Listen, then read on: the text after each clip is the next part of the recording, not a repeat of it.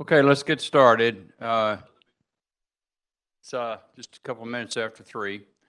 Ann, we'll need you to call the roll. See if we have a quorum.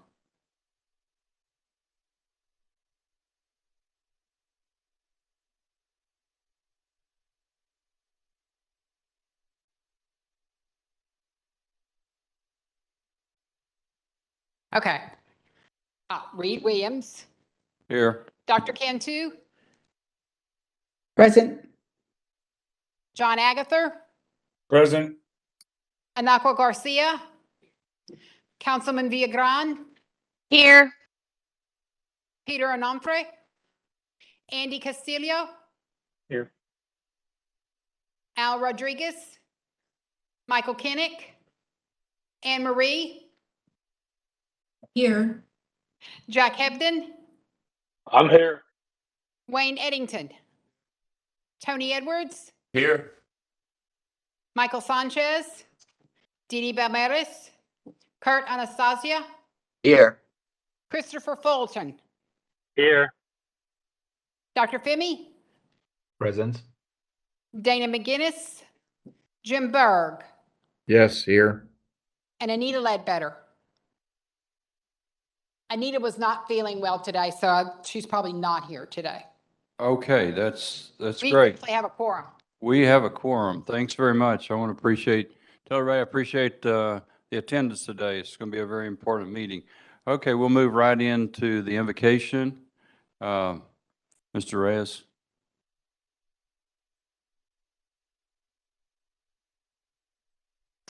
Thank you. Let's bow our heads. We thank you for the many blessings you've freely given to each of us. We ask for your presence to guide this meeting of the Rate Advisory Committee.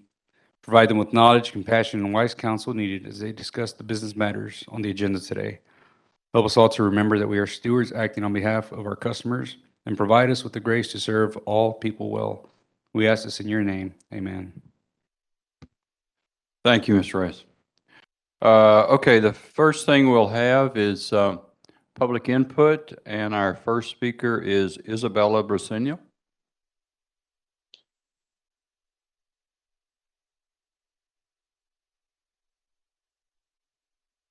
Okay. Second speaker is John Bartoloni.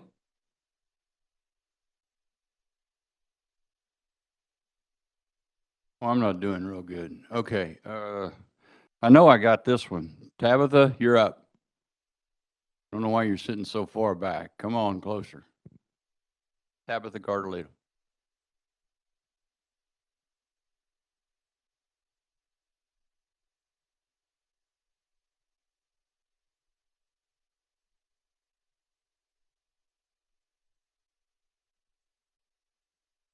Hello, everyone. I'm Tabitha Guardiola, and I will be giving a public comment today.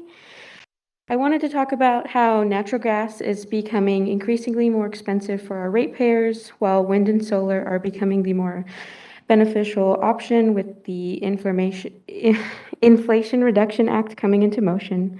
The time is upon us for CPS Energy to be responsible with the current climate crisis and explore clean energy and shut down the Spruce coal plant. Sorry, it's hard to breathe. Extreme weather events like Winter Storm Marie, with these extreme weather events, we have seen that natural gas can be unreliable. It is unreliable, and it's unaffordable for our city, and our energy grid is failing us. I think it's clear that we don't have a just energy resource for our community. I understand that wind and solar are variable, but when combined with battery storage, energy efficiency, and demand response, these sources will provide the reliability, affordability, and resilience needed to keep the power on. I think that I think a lot of people in our community have been fighting for renewable energy, and it's been seen in a lot of other communities to be beneficial. I think there's so many people, I know that there's so many people who are struggling to pay their energy bill, and you see that when you look at who needs utility assistance, and I just want to make sure that the rate advisory committee is discussing reliable energy resources, and CPS is doing their due diligence to provide as a public service, because that's what a municipality is supposed to do. So that's my public comment. Thank you. Thank you, Tabitha. Okay, just a couple of short announcements here. The committee that was selected by the larger group met twice in the interim. The first meeting, they narrowed the candidates to 3. The second meeting, they ranked the candidates and turned that ranking over to the purchasing department, because it's their job to develop a contract if they can, and then it will go to the board of directors. We are not in a position and shouldn't be talking about who the 3 are or the ranking, because that doesn't help the purchasing department in their negotiations. The next thing is I would like to just an overview very quickly. This is a very, very important meeting. This might be probably the most important meeting we've had. And the reason is because we're going to attempt to do something here today that I hope will satisfy a lot of people's concerns that have expressed to me. And that is, if you look at number 10, we're going to be able to get a definition, an explanation, however you want to say it, of what the board and management want us to make a decision on at the end of this generation planning process. One of the concerns that many people have had is, I don't know what I'm going to be asked to do, and I don't know when I'm going to receive the information to make that decision. And I believe after a lot of hard work, management has been able to lay that out for us, and I think that's going to make a huge difference in our next 4 months meetings that we work here. The other thing is, one of the points that I do believe is important to understand is what decisions have already been made by the board that management is already executing. Early on in our discussions, we looked at some options that actually have already been decided. So not to confuse anyone, remember we're dealing with 3 problems: the old Browning steam plants, the old Summer steam plants, and the coal plants. And the Browning steam plants have been taken care of, approved, and are on the process of being replaced by management with what they've referred to as the Flex Power Bundle, which is 9,000 megawatts of solar, 5,000 of firming capacity, and 50 of batteries. Those decisions have been made and they're under the process. What we will be looking at, if I have got this right now, what we'll be looking at is how do we deal with additional requirements as we grow, what we do about the fact that we need to retire the Summers plants, and that we have a very difficult climate problem and we need to address the coal plants. That's what we'll be working on. So with that, let me just go ahead and move into number 5, which is Benny, I think you're going to do that. And we're going to first talk about generation planning objectives and preferences. I'm going to let Benny explain how he wants to do this, and instead of me trying to do it and then him do it. Go ahead, Benny. Sure.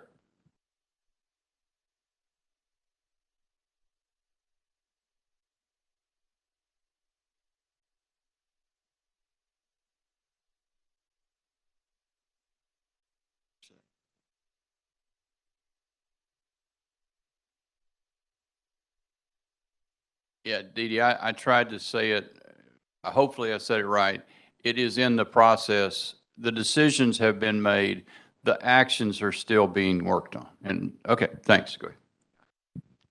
Thank you, Reed. Yeah, and the only thing I would add to that, we're seeing a shifting market, and there are tariff concerns that we've experienced in working with the prospective bidders that we're working through now. So we're working as fast as we can. Kevin and his team are all over this one. Yes, ma'am, on the solar panels. See, that causes a price change in the bids they submitted, and there's a risk. So there's a process in which there may be a deferral, but that's still in flight. Okay, so what we were going to talk about next is our generation planning objectives.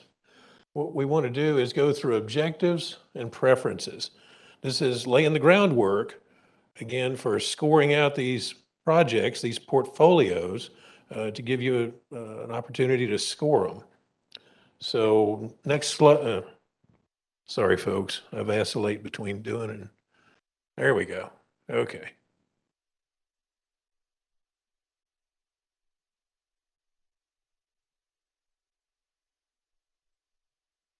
Well,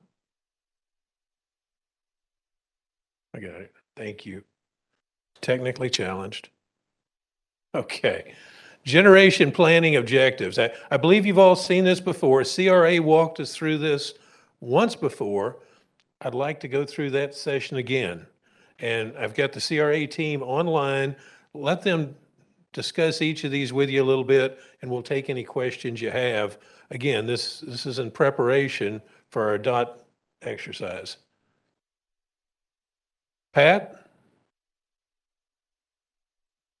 Yeah, thanks, Benny. Good afternoon, everyone. So just want to recap where we were in July and do a real quick walkthrough of each of these planning objectives. So you'll probably recall that we laid out a 5-step process that really drives the generation strategy analysis and ultimate decision making. And key to that process, step 1 was determining generation planning objectives.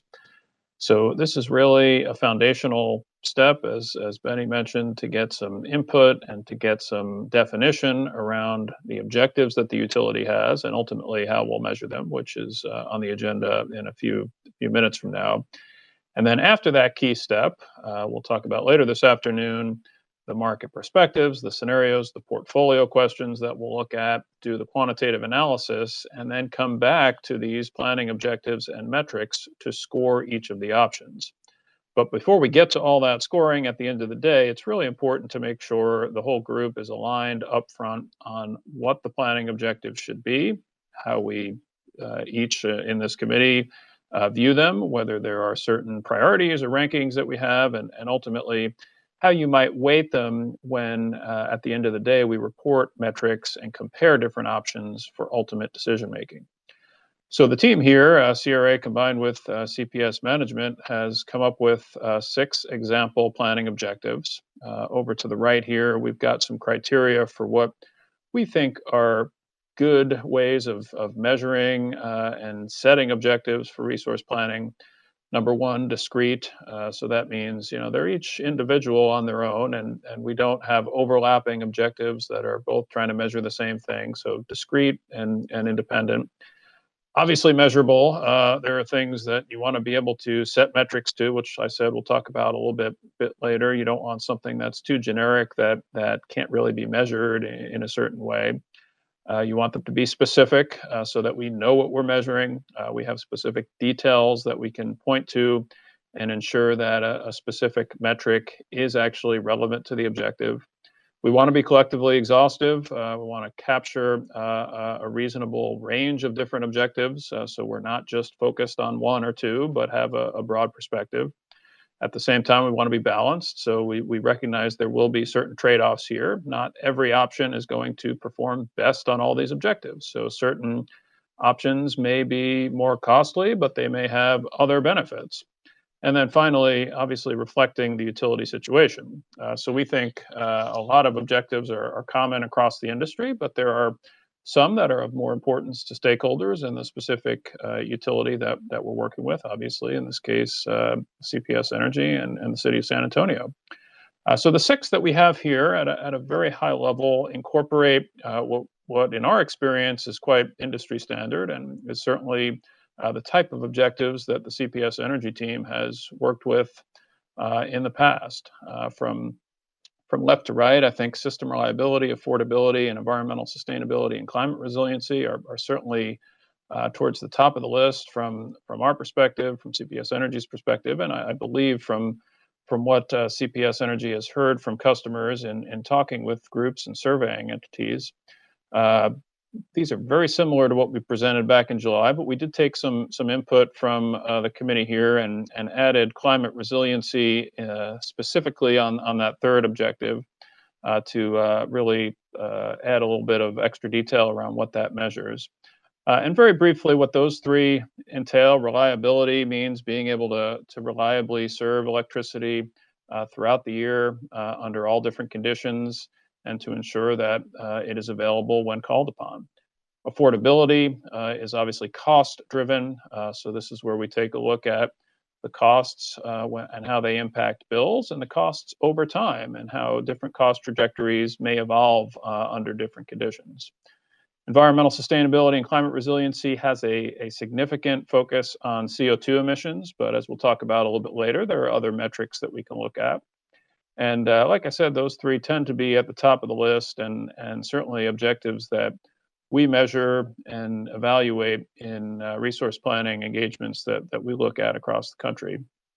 The other 3 we think are also quite relevant, I should say, to the situation here. CPS Energy financial stability. We'll talk about some metrics in a few minutes here, but that's all about the utility having sufficient cash flow, reserves, debt ratings, and how you can measure that to keep the financial stability of the entity. System flexibility. There were a few questions last time about how we think about this and how we measure this. We'll talk about some of those details a little bit later, but essentially it refers to the amount of dispatchable capacity that might be in the system that can respond to changes in weather and demand. It may also entail your reliance on the external market and how flexible you want to be to have your own resources within the CPS Energy footprint relative to the system as a whole. And finally, workforce impact. This is hitting on how the portfolio may evolve and how it may impact CPS Energy employees, but also a corollary to that might be economic investment within the San Antonio region.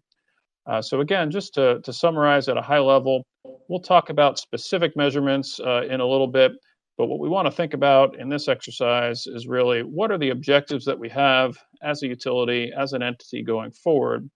And I'll turn it over to Benny here to maybe add some more comments and open it up to further discussion as needed, but ultimately ensure that we're capturing the right objectives, capturing a reasonable range across the different stakeholders, and having things that we can ultimately measure for decision making.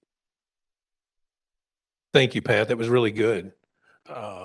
Yeah, I can't underscore enough the importance of let's getting straight on these objectives, on your objectives, because this will assist us in preparing the metrics that we'll actually use to score each of the portfolios run through the modeling process.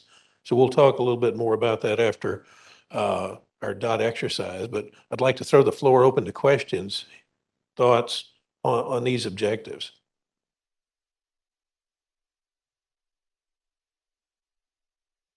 Yes, sir. Here, let's. Okay.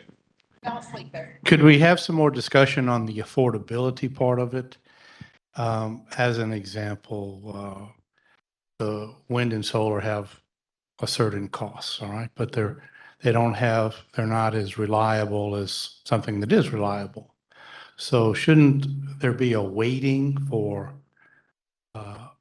the downtime or the backup necessary for the, is that all in there? So I think that, well, we can work that in with the metrics, definitely. In the modeling process, Pat, would you like to talk a little bit about how that may be handled in the metric proper, or excuse me, in the model proper? Yeah, sure. Yeah, it's a good question. I mean, I think when we build out portfolio constructs, there are certain minimum requirements that have to be met. And one of those, from a planning perspective, is the reserve margin. And I know the group has talked about that in the past. And what that essentially means is ensuring that you have enough capacity to meet peak demand requirements, plus some reserve on top of that. Now that's becoming more complex. Traditionally, you just look at your peak hour in the summer and add up your capacity and make sure you have a reserve margin above that. But as the system gets more and more intermittent, different resource types like wind and solar have different contributions to that peak. And it may not only be the summer at 4 or 5 p.m., but it could be summertime at 8 or 9 p.m. as the sun is going down, or even in the winter, as we've seen under certain extreme weather events. So from a modeling perspective, we are trying to capture that flexibility, that reserve margin credit for different resource types, and build up portfolios, at least from a planning perspective, that are going to meet those minimum requirements. And then from a quantitative analysis perspective, the cost assessment is going to look at the costs of building those type of resources or contracting for those resources, any fuel that's required, any backup like storage or gas peaking capacity that may be needed to cover that reserve margin. So all of that cost will go into the analysis. Different portfolio concepts are going to have different costs. They might have different costs as we stress them across different scenarios or different risks. So it's a bit of a complicated answer, I think, but at a high level, the modeling is going to be set up to address exactly what you referenced to make sure from a planning perspective, we are covering not only the energy, but the capacity needs and ensuring for some minimum level of reliability. But then underneath that, as you look across scenarios and look across uncertainty on some of the variables that we're going to talk about, you can start to measure, well, what are the cost differences? What are the other risks that may come to play? And what are some of the other items on flexibility that we want to make sure that we are covering in the event of extreme events or things that we can't anticipate? So that's why it's multidimensional. But from a starting point, we definitely want to cover that reliability issue that you raised. Do those, that flexibility in the metrics, does that include transmission lines that are normally not in the costs for, say, the wind and solar as an example, and they're not really necessary in a dispatchable energy plant? And also, is there flexibility in looking at the subsidies, with the subsidies, without the subsidies, and what the metric looks like? Because, I mean, in reality, the subsidies, come back in the form of a national tax, and on the deficit. So it's really a cost too. Yeah. On the first point, I think the location of resources will matter. So to the extent you have remote resources that require a certain amount of transmission, or from an ERCOT market perspective, the pricing of those resources is different than the price that CPS load must pay in your region. That will be captured in the economic analysis, and that's an interesting thought as to whether we want to measure transmission requirements. Those are often project specific, but it could be something on top of that cost that you're considering. With regard to the second point, the real focus here on affordability and cost is going to be to CPS Energy customers and bills and revenue requirements for the utility. So to the extent there are subsidies and tax credits available, that will impact the cost. We're not typically going to then look at the impact on, let's say, the broader taxpayer, because that's going to be spread across the wider universe. So certainly something to consider, but the focus here is really what are the cost structures for CPS Energy's customers and revenue requirements. This is Adelaide Cantu. I have a question. I don't want to be in front of anybody if there was any other questions. No. Okay, so I'm just a little bit more explanation about the workforce impact.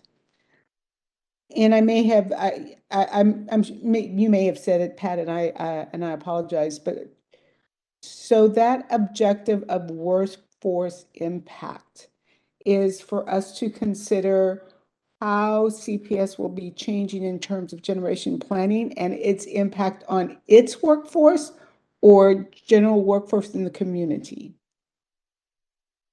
So I'm seeing that as our community and our company Okay, both are taken into account. okay. So how would the generation planning that is decided, how would that impact workforce in the community and CPS? So would it mean some job cuts or some job transitions? Those are things to consider with that particular planning objective.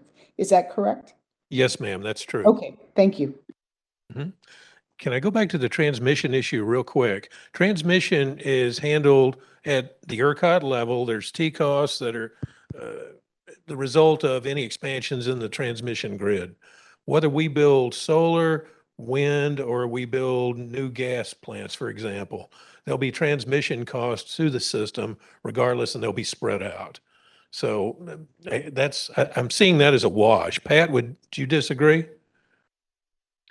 No, I do agree. I think the one point is if there is a certain resource type that may be more remote geographically and may have a different price due to transmission constraints in the system, you might want to consider that. But definitely agree, any new resource is going to need to be facilitated through transmission upgrades, and a lot of the system costs are socialized across the market. Okay, thank you. Other Could I questions? could I also ask a question about storage? We Please. seem to just throw that in with solar and wind, but I'm not sure that if we produce it, wind or solar, we can store it. Can we? I don't know.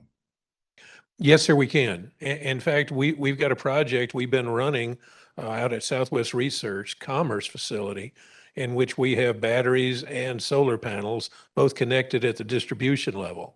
And so we are able to charge those batteries during off-peak periods and shift that power to peak periods. That was part of the grant that we actually used to support the construction of that facility. And you're seeing that at a larger level here in the state. There's quite a few underway. And across the country, you're seeing some really big batteries these days, big storage opportunities.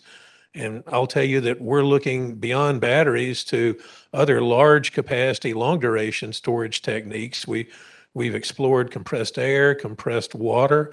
They compress air all the way to water. We're looking at flow batteries now. So there's a lot of opportunities emerging in the storage area.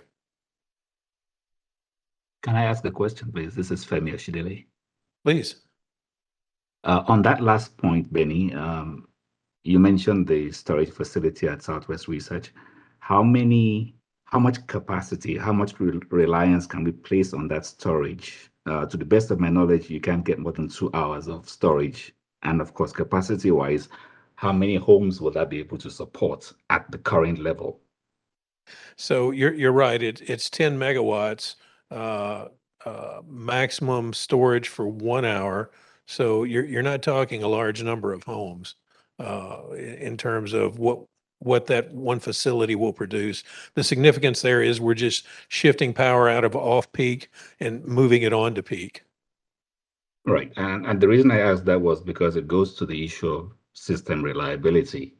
Again, I mean, I'm not going to go into the details, but when we start running the models, those types of numbers hopefully will come in. The significance or otherwise of 1 or 2 hours of storage will be an important factor to consider in terms of reliability. That was a comment. But the other question I had has to do with those 6 planning objectives. How much of these can be objectively incorporated into the model, and how much of it would have to be essentially addressed qualitatively through narratives as opposed to numerically modeling them? So you know what? I better let Pat answer that one. I think the data that we all will use coming out of the model will evaluate based on our views on these objectives. But Pat, would you care to elaborate? No, I think that's accurate. And one of the ideas here is to try to identify measurable metrics that we can tie to each of these objectives. And I think it's agenda item 7. In a little while, we're going to walk through some proposals. So the idea is to come up with quantitative metrics for each of these. Yes, there can certainly be qualitative considerations, and you can't always boil everything down to a single number. But the goal for this exercise will be to get quantitative metrics that we can report at some level for each of these, even if they're proxies. But rather than just scoring things qualitatively, we do want to make everything as measurable as possible. Okay, and I'm saying this because I'm sort of laying out Anytime what you would have to be hit my. pause for it to pause. Jeez. Sorry, I just wanted to make sure that I'm saying this because I want to sort of lay out what will be, in a way, my expectation and hopefully expectations of some of the other members of the committee, that when we bring these metrics up and we start to apply them, we have to understand the limitations of those metrics, and at some point the decision will come down to what's between our ears, i.e., not just numbers, but really how we look at them qualitatively. And that could be an important swing one way or the other from one portfolio option to another. But again, just laying that out as an expectation from me. Those are all my questions. Thank you. Yes, sir. You're correct. Thank you. Please. I would like to make a comment along those same lines, if possible, if this is an appropriate time. Please. This is Anne Marie. One of the things I read about recently was the Polar Night Energy project in Finland, where they have successfully used sand in place of a battery. It holds the energy from solar for months at a time. It would be used for heat and for water, heating water, water heaters. And I'm sure that will be expanded. And I'm wondering if that's on anybody's radar. We have not looked specifically at sand storage. We have looked at salt storage. There are so many companies out there right now forming around these concepts. I'm confident it'll rise to our radar in the not too distant future. Well, what I understand from this is that it is different from salt in that any sand can be used. So even, low quality sand, for lack of a better word, if you're looking for sand and rating it for silica for another purpose, that doesn't matter here. And it keeps the sand at 500 degrees Celsius for several months.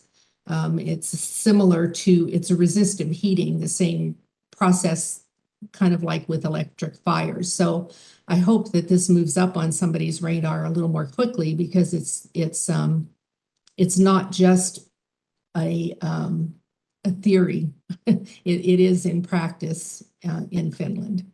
So, Yes, ma'am. thank you. We will absolutely explore that. I'll tell you, we've got the epicenter stood up, helping us work through these new opportunities, and I'll make sure that one's on the list for consideration. Thank you. Thank you. Okay, have we taken a look, or can we take a look at the output regarding the area footprint of solar and wind versus the area footprint of conventional generation?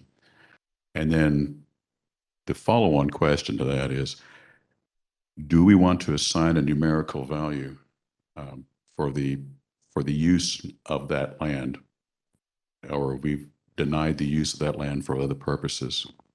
I think we could probably get that information.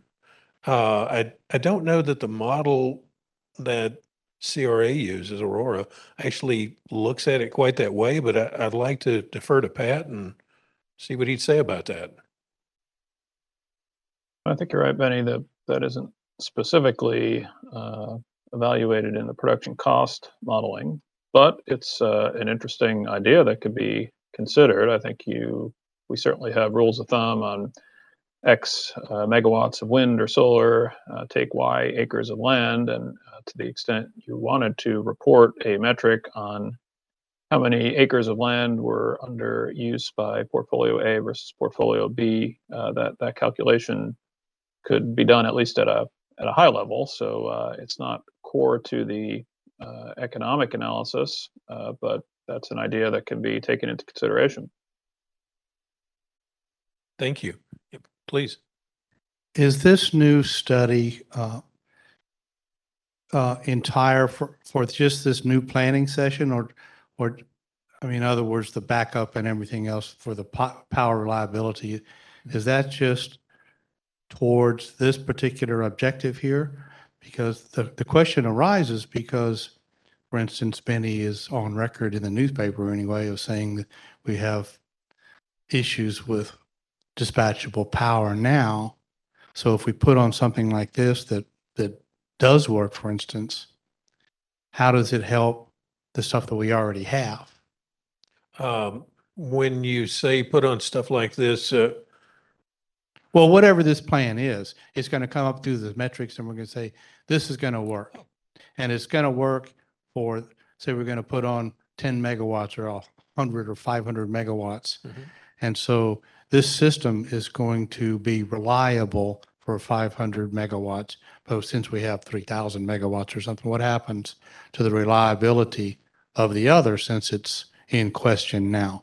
so that's a very important consideration. And yes, the system, whatever we add as a result of this initiative, what we're focused on here at the end of the day is how to replace our Summers units and our coal units over the next 6 years.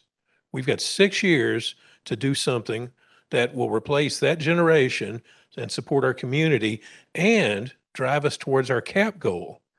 And we're well on our way, but we have to focus on replacing this generation, meeting our cap goal, and supporting the community. So that's what we're asking you to do. Now, the challenge here, I know there's a lot of interest in geothermal and storage and such. I personally have a lot of interest in it. I see that as step 2. Today, we've got about 6 years to do something. That means we're going to have to use existing technology. So that means we've got solar, we've got wind, we've got battery storage, we've got gas facilities, we've got gas reciprocating engines, we've got gas turbines. Those are the levers we have to pull to meet the needs of our community over the next 6 years. Down the road, I do think this next generation, the 30s, are going to be an incredibly exciting time because of the new technology we're seeing. I had a conversation the other day with a company that's got large flow batteries. You're talking large generation storage capabilities, relatively low price, long-term duration storage. You take something like that and you pair it with a smaller generation facility or generation equipment, even solar, where you can't use it all during the day, it doubles the power of that facility in the following days. So there's so many opportunities for us. When I start thinking about the control opportunities for us managing our grid, it's phenomenal. But right now, we've got to focus on maintaining the current system we have. Does that answer your question? Sort of, okay. Whatever you all recommend doing will have to protect our grid, our customers in the near term. We've got to get it in place by 2028. Please, Al. Yes, sir. On the environmental sustainability and climate resiliency, sometimes I see that more as a political decision to make, aspirational. Yes, I do want clean air, clean water, and everything else that comes to it. But the available current technology versus our time to make a decision, build it, and put it online is short. I've got the concerns that many of our people have, but what is too new that can't be proven yet? It may be working well, but has a short lifetime. And what decisions are we making? Are they pro-economic development or anti-economic development? Will they kill the city? That's what we're hoping you all can help us with. We're really looking for your guidance here as you get clear on objectives and then set those metrics. Affordability is very important. We're a large city, but we have a lot of people that are challenged to Yeah, support their and I family. understand that, but I'm talking about the available current technology. If the technology is too new, it hasn't been proven in the field yet. I see where, like Ann brought up this SAN, maybe working well, but how well is it? You know, we really got to look at it, you know, forward, backward, every and any technology. But I don't want to get caught like California did. They bought new technology and they can't use it. Yes, sir, there are some things out there that have been challenged. And that's why, as we lay out these portfolios, which we'll talk about here later today, please keep that in, please consider that as we lay those out. What we're looking at, I think, is a combination of renewables and traditional gas-powered generation. We're moving away from coal, period. We have to do that to meet our cap goal. That's going to happen. Well, I understand that oil and coal are the big generators now. They're, you know, sir. far beyond anything else and most reliable. Right. But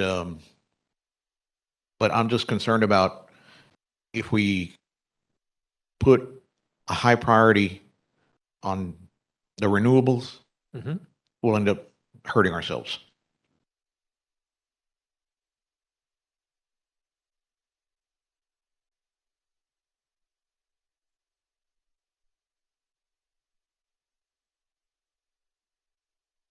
So Dee Dee is correct. You know, at the end of the day, we recognize. Could you repeat solar- what Dee Dee said? I'm sorry, I did not hear that. So Dee Dee asked that I explain to Al about issues we've had with our gas plants, Okay, thank you. and she's spot on. Gas plants have forced outages also. We work to minimize those, but we do have maintenance outages, so when they're not available. So capacity and reliability are not something that's, all technologies have their challenges. And I understand that, but we can fix a gas plant. Mhm. We can't turn on a fan and make more wind. No. We can't turn on a light bulb and make more sun. That's limited. On cloudy days, sorry. You know, on non-windy days, sorry, too bad. You know, but that's the horse we decided to ride, and that's what I'm trying to avoid. I'd rather have reliable, system reliability is key. So we're going to be asking you all to vote on these portfolios here in a little bit between gas, renewable, or something in the middle. I mean, as you think about that, something in the middle gives you the best combination perhaps of reduced emissions and reliability, where you can start things when you need them to run and shut them down when you don't. So I think you're talking into a scenario there that we probably need to pay close attention to, a blended scenario. Thank you. I'll stop. I see the card now. Okay, thank you. No, it's the time. I just want to make sure everybody got their questions, but trying to stay on time here. Got a lot to do today. Anything else? Anybody else questions for Benny? And then we'll do our exercise here. I'm going to let Benny handle the exercise over there. I guess you've changed this from what we talked about. So tell us how you want this done, or Ann or somebody. Can I ask a quick question? Yeah, sure. Who's that? Oh, This is okay. Christopher. Yeah, Christopher. Okay, you're online. All right, good. Yeah, Go, sorry. Christopher. I didn't hear you. Sure, thank you. So sorry to keep circling back to definitions, but in our discussion, I'm hearing a lot of overlap when we discuss system reliability and system flexibility. And since these concepts are related, but in a sense they're competing against each other in this ranking objective process, I'd appreciate it if we could maybe have a little more explanation about where CPS sees the differentiation there between reliability and flexibility, so that we can keep that fresh in our minds as we go through this ranking exercise. Okay.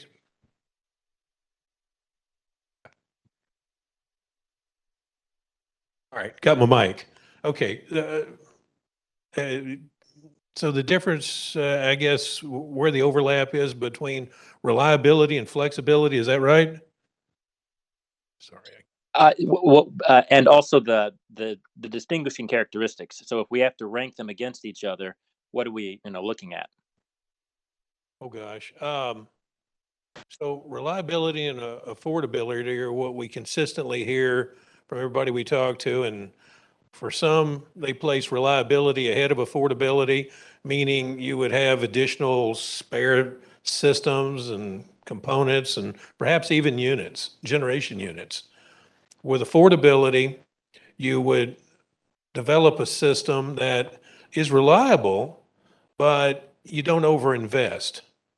And so by that, I mean, you maintain spare parts, but at the end of the day, you wouldn't necessarily have a lot of installed equipment that would drive up the capital cost of the facility. Sure, Benny, I hear you. And I'm sorry, maybe I wasn't clear. It was actually between reliability and flexibility. Oh, It's flexibility, not affordability. okay, sorry. Flexibility. Apologies. All right. Flexibility is having the ability to transition equipment from on to off, from high load to low load. With some systems, you get what you get, right? With solar, for example, you get what you get. You can shut it down, but otherwise you get whatever's there. With traditional generation that runs on some type of fuel, you can increase and reduce the amount of fuel, so your output can vary. I don't know how to explain it more So, basically. Christopher, your point is very well taken. I don't know, I'm not in the energy world, but in the refining world, if we didn't have flexibility on the plant, we didn't have reliability. If one unit went down, we need to bring another one up. If we need to make more diesel than gasoline, we had to switch around. So, you're onto a point there. And in my world, not yours or theirs, but in my world, flexibility is a component of reliability. Okay, appreciate that. Thank you. Okay, any other questions? All right, well, I'm going to ask Melissa Sorolla to come up and walk us through the dot plot exercise. She has put a plan in place and she's going to execute. Thank Sorry, you. I would have introduced you. I didn't know. No, that's, you were coming that's up. okay. For everybody, I'm Melissa Sorolla. I'm our Vice President of Communications and Marketing. And in speaking with Dr. O'Metal, we'd like to go through this exercise so that we can see very visually where you lie in terms of the objectives that CRA has described, and sent out some instructions last night. And I think there should be dots at everybody's table. I'm trying to see. Yes. So what we're going to ask you to do is, it's going to be a little interactive. We will ask you to actually get up. You'll see the objectives that are laid out in front. You each have 3 dots, and we're going to ask you to put your dot by the objective that you prefer. So you could put all 3 of your dots on one of the objectives, or you could spread them out. You could also use one of those dots to put in the other category, and there are Post-its also right there where you could write that out. And then for those on the WebEx, you can email your preferences to Anne, and she will place those dots on the board for you. So I think we have about 10-15 minutes to do this. And then again, this is helpful for us. It's helpful for Dr. O'Metal as she reports back to the board as well. And then I'll just give a preview for the public input that we'll do. We are planning a few in-person events where we'll have some informational sessions, and then of course get feedback from our community, both in person and then doing something online as well. So if we can, first I'll ask if anybody has any questions. Yes. Yes, ma'am.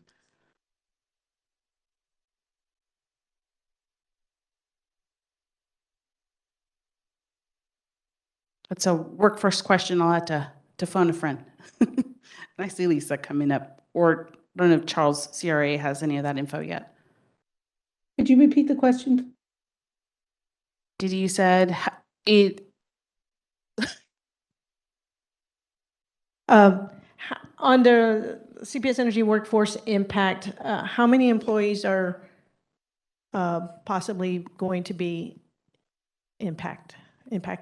That's not the right word, but. It's close. Well, that's supposed to use that as a verb. Sorry, I got to get in front of the camera too. So as you look at our power generation organization, there's 500-ish people that work in the entire organization, and there's discrete numbers associated with each plant. So as we shut down plants, for example, that number will go down pretty significantly as we move forward, if we close plants and we don't replace that generation locally with something else. So we'll push those jobs out of the community along with, I say we'll push those jobs out of the community. Those jobs won't be here. We have a significant turnover in our workforce as people retire and such. So we see a path forward to allow people to train and transition into new roles. But the plant jobs would go away, and then the supporting organizations that reside in the community would go away. And I don't have any estimation on those. Okay. So you said 500? Yes. Okay. And also, knowing that y'all have aging gas plants that needed to retire, and y'all have known this for a while, should have already started planning for transition for those workers? Yes, we have. In fact, we've worked closely with people and culture team. There's training programs that we can pull the lever on to move our people into other areas of our business where we have a use for their technical skills.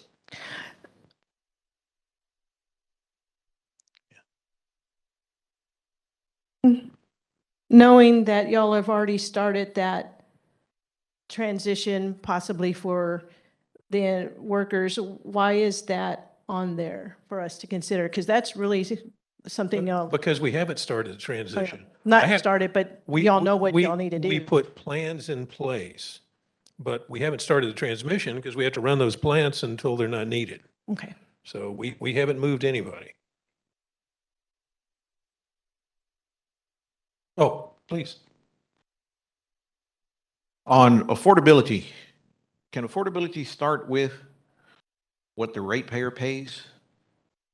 Yeah. That would have to be the starting point, wouldn't it? Because otherwise. I think that's reasonable. I mean, bill impact is the way we ultimately think about affordability. Thank you. Oh, please.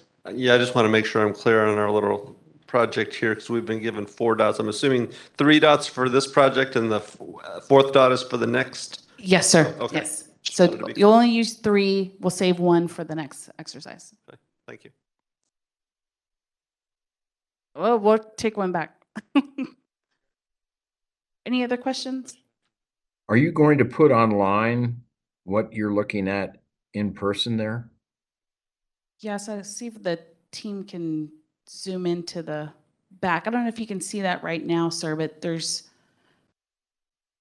there are sheets at the end of the tables in the wall that has each of the objectives, and then you'll be able to see where everybody else is placing their preferences as well.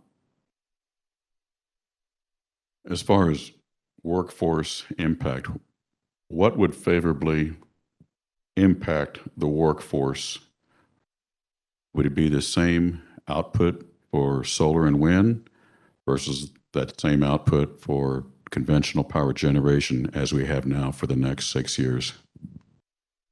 Traditional generation requires more employees per megawatt than solar and wind. Yes, sir. Addressing affordability again, if more or less it looks like the current bills are not affordable since 20% of the people don't pay or can't pay their bills, how is this any of these plans going to change the affordability number? I mean, I fail to see how it's going to impact it at all. So as we work through the analysis, I think we'll get insights into the affordability. We'll know the cost of each of these scenarios, and we'll get those insights from the model scoring. And so it'll tell you which one's the cheapest. Okay, and then it'll tell you which one is the most, pick one, affordable, reliable. Isn't that based on all these assumptions though, or whatever your assumptions It's are? based upon the model and the inputs to the model. Patrick, would you like to jump in on that one and offer a little additional context on how the model manages pricing?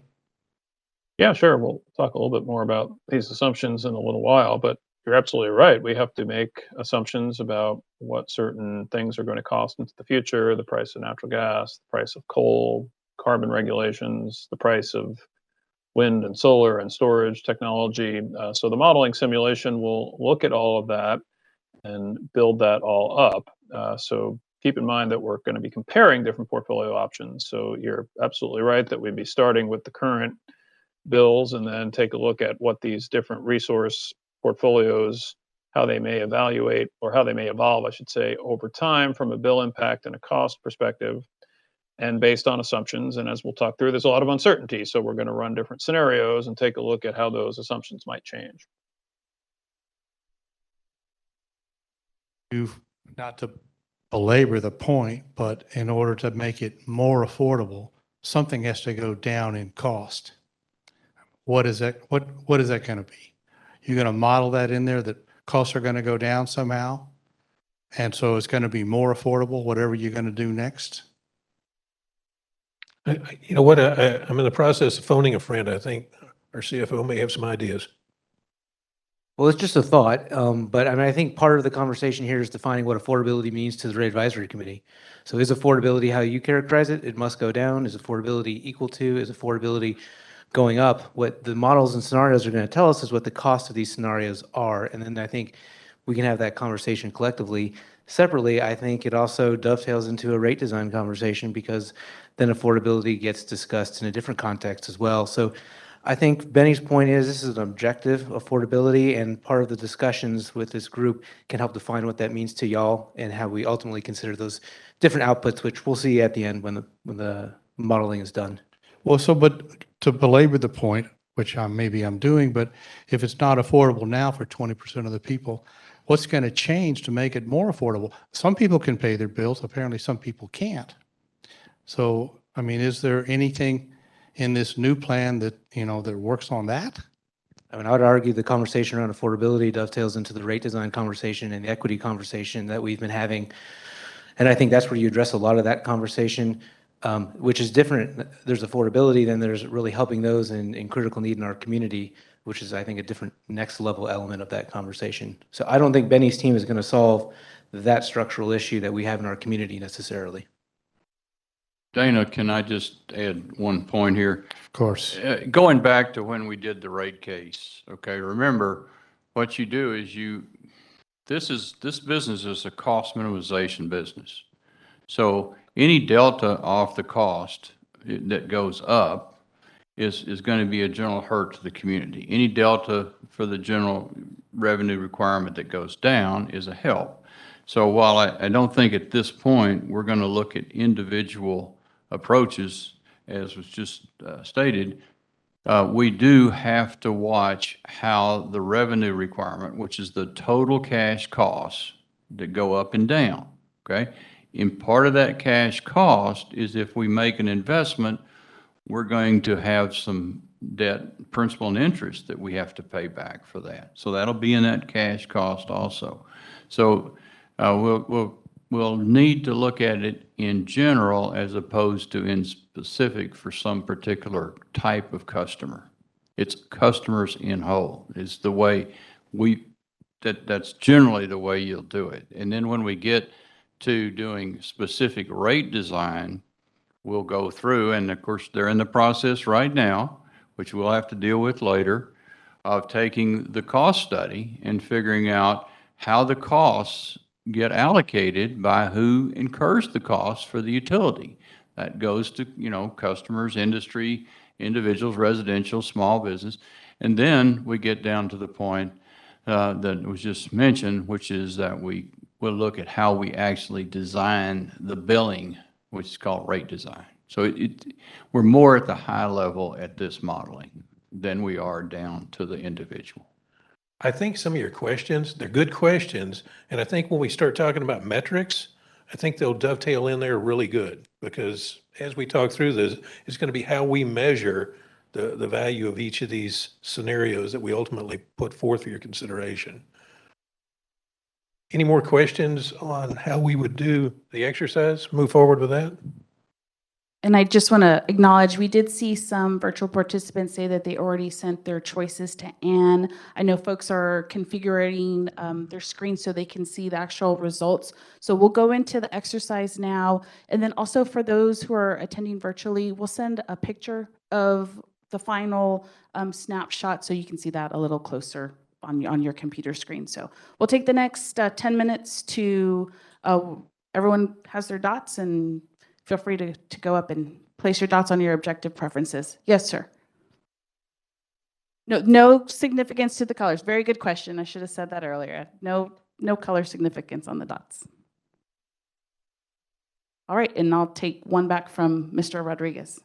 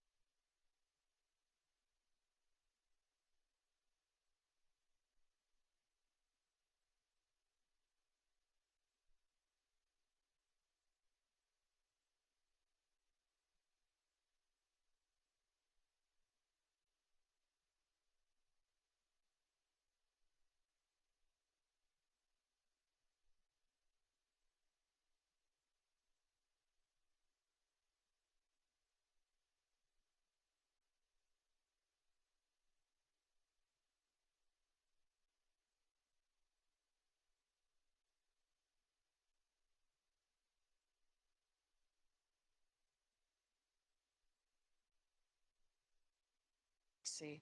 Also, for those virtually, I think you see Unity and Alexa on our team. They're placing your dots for those of you who have submitted your choices online. So that's who those people are.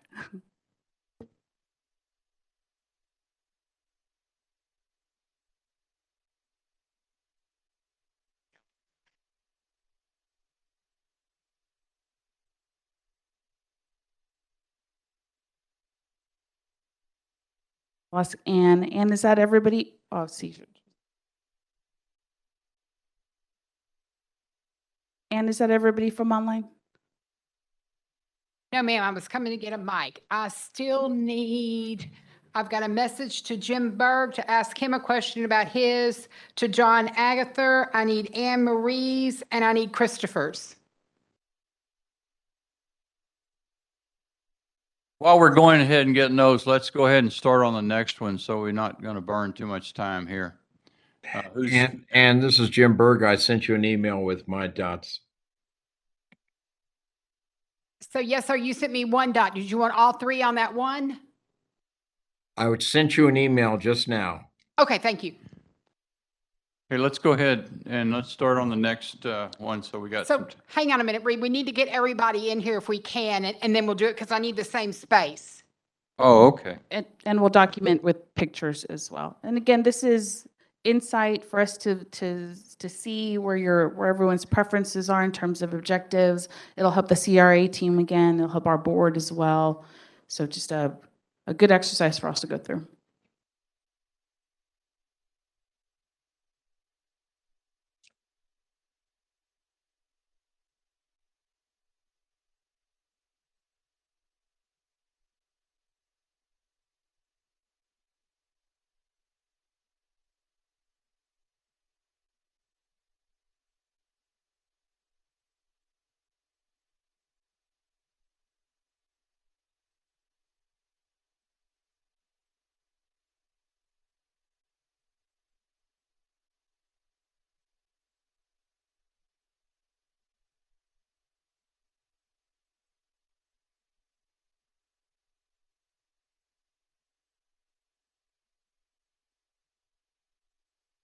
Okay, I got Jim's and I got John's. So the only two I am missing are Anne Marie and Christopher.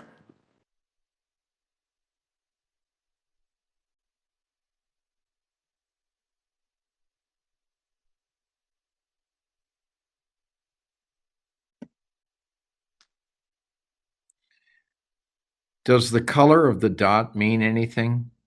No, sir. The colors of the dots don't represent anything.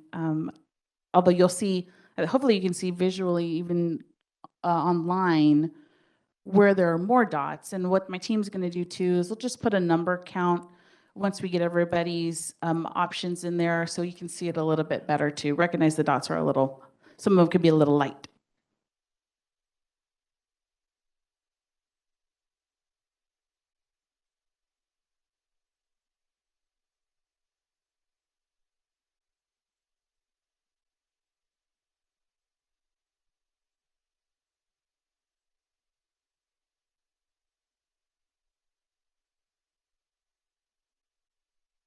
All right, well, I know we have, I think there's one more that we're waiting for, but just for the sake of time, the team, if y'all could just write some numbers just so we can see, again, a volume there, but again, I think everyone can see.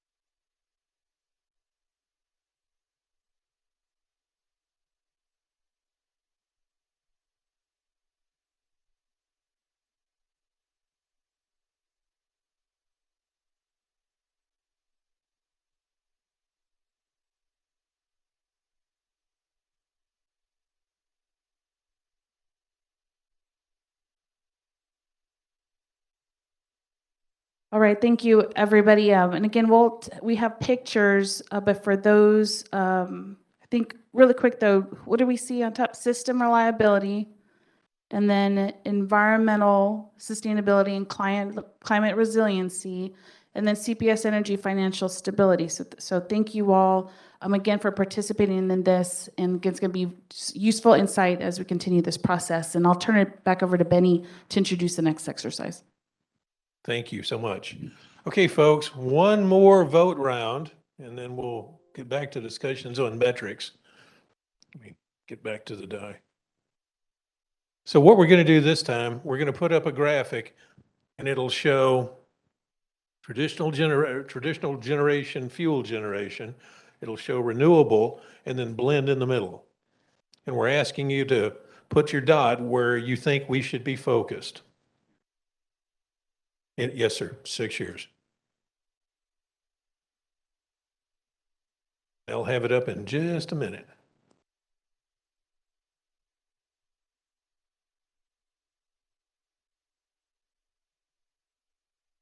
Yes. Okay, I'll come to you. Okay, you got one. So you're asking us to use dots. Yes, to dots. Like, first of all, are there any other utilities that you use dots for this? And secondly, we haven't even done any of the models other than like a gas conversion, right? So you're asking us to do a final dot based on data that we haven't seen. No, ma'am. No, ma'am. This is not a final dot. What we'd like to know is what your view is going into this exercise. And I will tell you that this dot technique is used. So I've been to 2 graduate schools, and it's pretty common just to survey the class on things or to discuss issues. And it's common.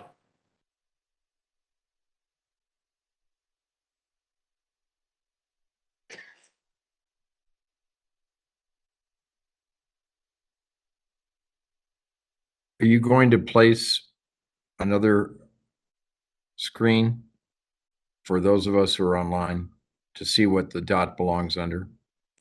Yes, sir. They'll switch that.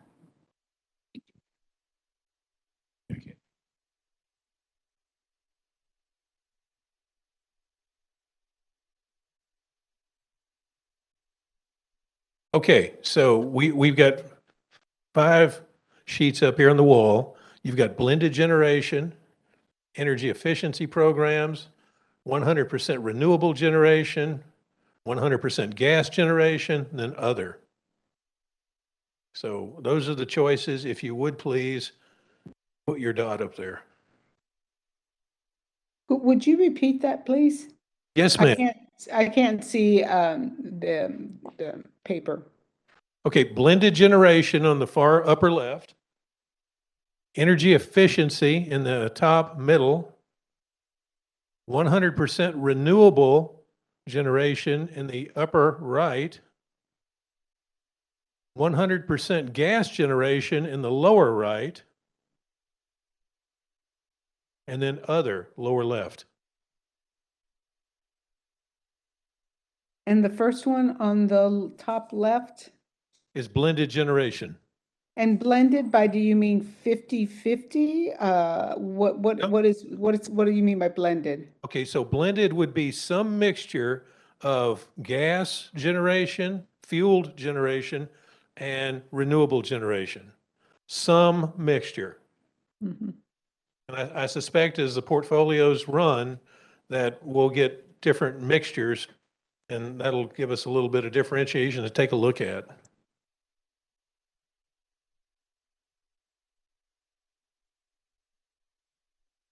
Okay.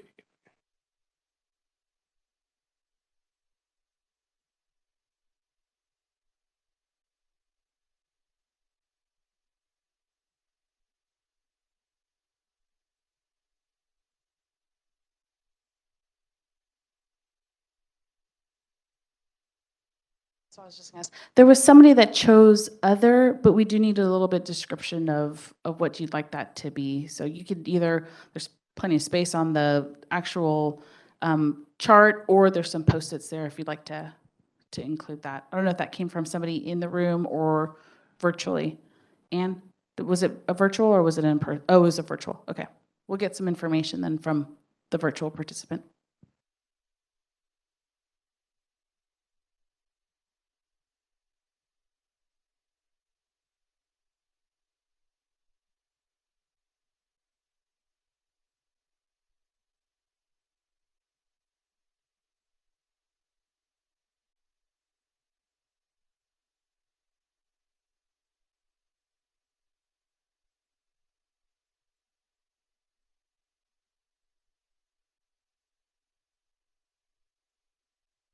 We're still getting a few more virtual input.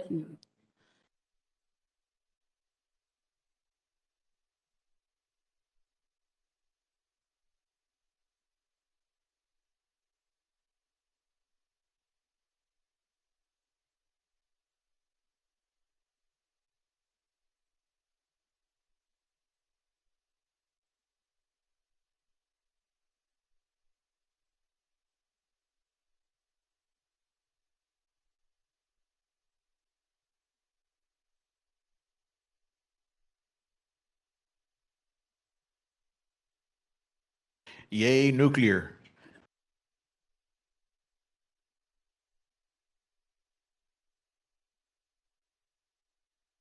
Whoever that was, you're there.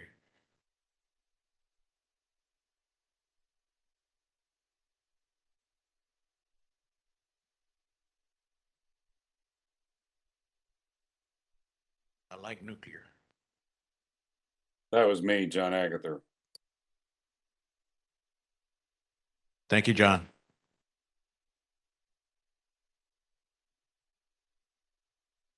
But John, we're talking about the next 6 years. This won't be possible until 7, maybe 8 years. I'm not sure that's accurate, Dana. Well, maybe not, but It's worth a, if this is an exercise, I'm putting it down, we can accelerate anything we want to. And nuclear has come way down in cost, and there are, new technologies out there that are pretty rapid builds. And about how many more folks do we need from the virtual? All right, thank you. And obviously we're blended even right now. I mean, we're blending nuclear, gas, renewables, coal, etc. The team is doing a count, and again, we'll take a picture of this and everybody will receive that so that you have that for your records as well. So I guess blended would include nuclear. All right, as you see, there was 12 dots on the blended generation. There was actually a tie between energy efficiency programs and then 100% gas generation.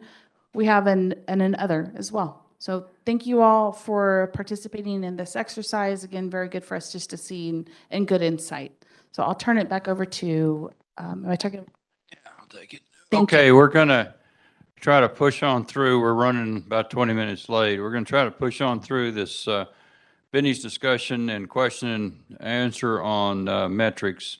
So it's all yours, Benny. Thank you, sir. We'll move the break to we'll move the break back to, let's see, guess the gives him we'll go till 4:50. 4:50. So this is the exercise we just went through. Now what we'd like to do is talk about, as the title implies, turning objectives into a decision-making tool. So we've got some potential measures included up here, the metrics identified for each of the objectives we talked about. So Pat, would you like to take a quick walk through this and then we'll go to questions and discussions with the group? Yeah, certainly. Thanks, Benny. So I think we talked about some of this in the prior discussion, but I think the goal here is to try to translate these objectives that we've been talking about into metrics and actual measures in the spirit of the earlier question about making sure that you can measure some of these things and they're not completely subjective comments. As we've just seen, there's certainly different weightings that group members may have on the different objectives, but at the end of the day, the goal here is to use the analysis to produce measures that we can report quantitatively and ultimately report out across the different portfolio options. These are not necessarily exhaustive, so we're certainly open to input, but this is the group's effort to translate these objectives into things that we can measure. And I'll just take a couple minutes to walk through each of them in a little bit of detail to give you a sense of what we're thinking and how they are reported.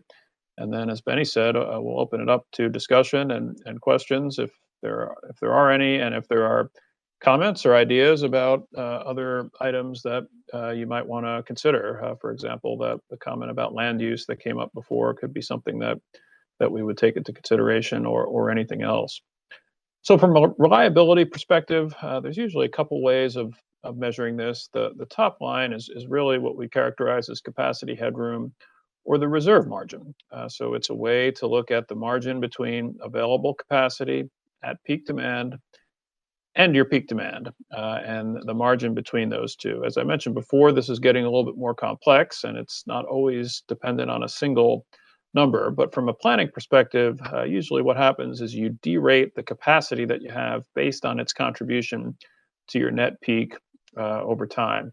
So for example, a solar resource that's 100 megawatts versus a gas resource that's 100 megawatts will not get the same available capacity at the peak demand, given the uncertainty in weather and solar output, but also given the uncertainty in forced outage and maintenance that may be associated with a gas plant. So that's what you would record from a capacity headroom or reserve margin perspective. Another item that tends to come up in this reliability perspective is a view of diversity. So this in some ways is a catch-all on how different resource types can make up a diverse capacity mix that can thus instill reliability on the system. So in the event that there is lower production of a wind or a solar resource, or in the event that fuel is unavailable or a gas or a coal plant goes down, having a diverse set of resources often implies a higher level of reliability. So without getting into too much detail, we would propose that a measure here could be a pie chart of generation capacity to show the diversity of different resources or different portfolios over time. Moving down to the affordability metric, we've already had a fair bit of discussion on this one. Residential bill impacts and what we characterize as overall revenue requirements for the utility tend to be the metrics that come up in affordability. So from a residential bill impact perspective, we would probably propose that you look at a couple years into the future. After this 6-year type focus plan is in place, what does that imply for where residential bills might be in 2030 or 2040? And those are points in time, but again, as a relative measure of affordability, you can look across the different portfolio options and measure what those bill impacts or what those bills might be at different points in time based on the assumptions and forecasts that go into this analysis. The second candidate metric here is known as a revenue requirement, and what utility planning exercises often do are put those revenue requirements into a net present value perspective. And in simple terms, the revenue requirement is everything that goes into the operation of the electric utility, in this case, usually the generation component, that customers ultimately have to pay over time. So that includes fuel costs, contract costs, operations, maintenance costs. It also includes depreciation charges and financing charges that are associated with capital investment. So it's a little bit separate from the rate design question that came up before, but it's one way of getting a macro view over the course of a particular study period. And usually these utility planning exercises are done over a 20 or 30-year period. These are all the costs that ultimately have to be paid by customers in a present value perspective. So that's one way to take a macro view on long-term costs of different portfolio options. Moving down to the environmental sustainability and climate resiliency objective, we've really focused these candidate metrics on progress towards the City of San Antonio CAP goals. CO2 emissions are certainly of prime importance, and we could look at what the CO2 emissions or the reduction in CO2 emissions from the CPS Energy fleet might be at various points in time. So again, we could pick 2030, 2040, 2050 relative to your historical baseline and take a look at what the reduction in emissions would be under the various portfolios that are being evaluated. We can also do this on a per megawatt hour basis. So that's another way of looking at it. Instead of just the percent CO2 emission reduction, what's the intensity of CO2 on a per megawatt hour basis for the fleet? So take the CO2 and divide it by the megawatt hours that are being generated. So a very similar metric, but to the extent there's an interest in seeing that type of reporting, it could be easily done. And finally, energy efficiency measures may be one way to get at a metric here. And I know there's been some interest in understanding the percent reduction in electricity demand due to energy efficiency measures as a way of saving generation that would otherwise be required. And again, we could look at points in time for that.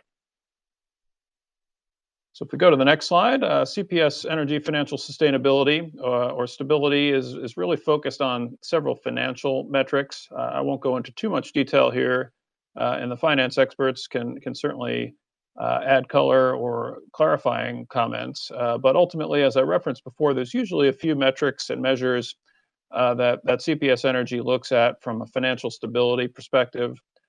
Debt capitalization ratio is really showing the reliance of the utility on debt to finance operations. Debt service ratio is a similar metric, but really measures the ability to pay loans and debt off over time. And then there are other cash on hand type ratios that measure the days that the utility can pay its expenses with cash. A measure of financial stability from an energy utility perspective, but very much a corollary to how any business or even an individual would think about cash flow relative to obligations. System flexibility, I think there was a really good comment before about, well, how distinct is this from reliability? And certainly agree that there is some overlap here. But I think as Benny indicated before, it's a nuanced difference, but the flexibility really zeroes in on the ability to operate your portfolio in a flexible fashion. So not just that overall planning reliability that you can look at your system in aggregate, you could overbuild that system to be extra reliable, but it's more about that day-to-day, hour-to-hour operational flexibility and what we call dispatchability. So one proposed metric here would be to look at the percent of generating capacity in the CPS Energy fleet that can have its output adjusted on demand. And again, we would take a future year, for example, here 2030, after certain portfolio changes are taken into account. So that type of capacity could be gas capacity, it could be battery storage or other storage capacity, but it wouldn't be resources that are dependent solely on weather uncertainty. And this is one measure of how the portfolio might be operationally flexible over time. Another is reliance on market purchases. So as you know, CPS Energy does not operate on an island. It's heavily integrated within the ERCOT market. So you're constantly selling your electricity into the market, buying it back for customer requirements. And one way to measure the flexibility of the system or potentially the exposure that the system might have to the market is what percent of your energy demand on a net basis is met through market purchases in a given point in time. We could measure that annually. We could also measure it at specific peak hour times. So for example, if you're concerned about exposure to the market, which may not be fully reliable or always at a price that's affordable, what are the periods of time during those peak hours where you may be reliant on market purchases, and what's the quantity of those market purchases at a given point in time for portfolio A versus portfolio B. So again, it's a proxy for the type of flexibility that you have from your resource versus having to rely on the market. And then finally, on workforce impact, I think we hit on some of these as well before. There's a simple metric, I think, on CPS Energy employees that would be expected to work at generating facilities in a year in the future, such as 2030, and this would be an estimate based on the type of resources and generating facilities that would be in the fleet. And then separate from that, I think, as a questioner asked earlier, is it just the CPS Energy workforce, or can this also impact the broader community? And as Benny indicated, I think it's all of the above here, and that local economic impact metric can be a proxy for that. So what's the amount of money in capital expenditures for new generation capacity that could be built in the greater San Antonio area? So not only your existing resources and potential employee counts on those as they either come out of the system or enter into the system, but if there's new capital being invested in the region associated with projects that would be local, we could at least proxy the impact on the broader community by measuring the amount of money or dollars that would be going into that investment. The study here isn't intended to capture specific employment numbers or specific multiplier effects that some studies do in the economy, but a proxy for the type of investment that might be made based on, again, the different portfolios that we'll look at. So I think that covers the overview, and I'll turn it back to Benny and the floor if there are any comments or questions or ideas for items that may have been missed. Thank you, Pat. Great review. Yes, sir. Going back to the system flexibility issue, and one of the metrics is the potential amount of ERCOT market purchases. I mean, how can you guess that in 2030 when right now there's really none to be bought? So they have to change, in other words, if there's going to be extra power. And if so, it's always going to be at the very highest price. I don't see how you can model that in when you don't have any known factors for what ERCOT's going to do. Pat, you want to talk about how you'd approach that from a modeling perspective? Sure.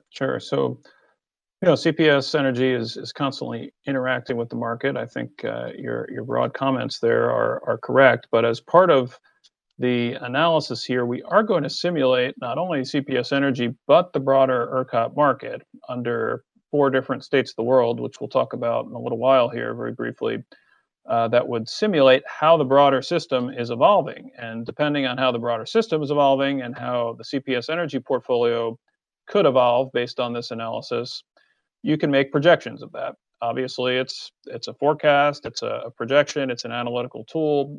It isn't going to be perfect simulation of the future, but it's an analytical framework to assess what could be possible in the ranges of market exposure and market purchases. So under certain conditions, the CPS Energy portfolio may have more energy than you need, and you're actually selling back net sales back into the market. Under other portfolio designs, you could be relying on the ERCOT market on a net basis, at least for energy purchases. And the modeling framework is just set up to try to capture under different states of the world what that might look like and what the measurements would record. Could be on an annual basis or on a specific peak hour basis, as we mentioned here in the notes. How many megawatt hours or what percentage of your total electricity demand might be met by those purchases. So I'll emphasize that you are constantly, as a member of ERCOT, buying and selling energy back and forth to the grid. And this is just a measure to try to see how it might look under different states of the world and different portfolios. The only thing I'd add to that, historically, we've always sought to maintain more than enough generation to meet our needs, so that we can protect our customers from exceptionally high prices, because that gives us a physical hedge, if you will, that we can always run our units as last resort. If we can buy power cheaper in the market, we do that. Otherwise, we run our equipment and we protect our customers from potentially higher prices because of demand. Winter Storm Uri was one heck of an event. You are correct. Extraordinarily high prices. I have a comment. Yes, sir. I guess I'm going to start by looking at something from a different field. And I think I brought this up in one of our previous meetings when I compared Winter Storm Uri to what those of us in the water resources field talk about when we say the drought of record. The very first test is always, have we been able to address what we know has happened, as opposed to projecting into the future and looking at the future states of the world that we really don't know. We can guess what they are. But the one thing we all are sure of is the fact that certain things have happened in the past, and how has our system or our portfolio or whatever alternatives we have performed relative to what we know has happened. And I'm glad somebody mentioned Winter Storm Uri.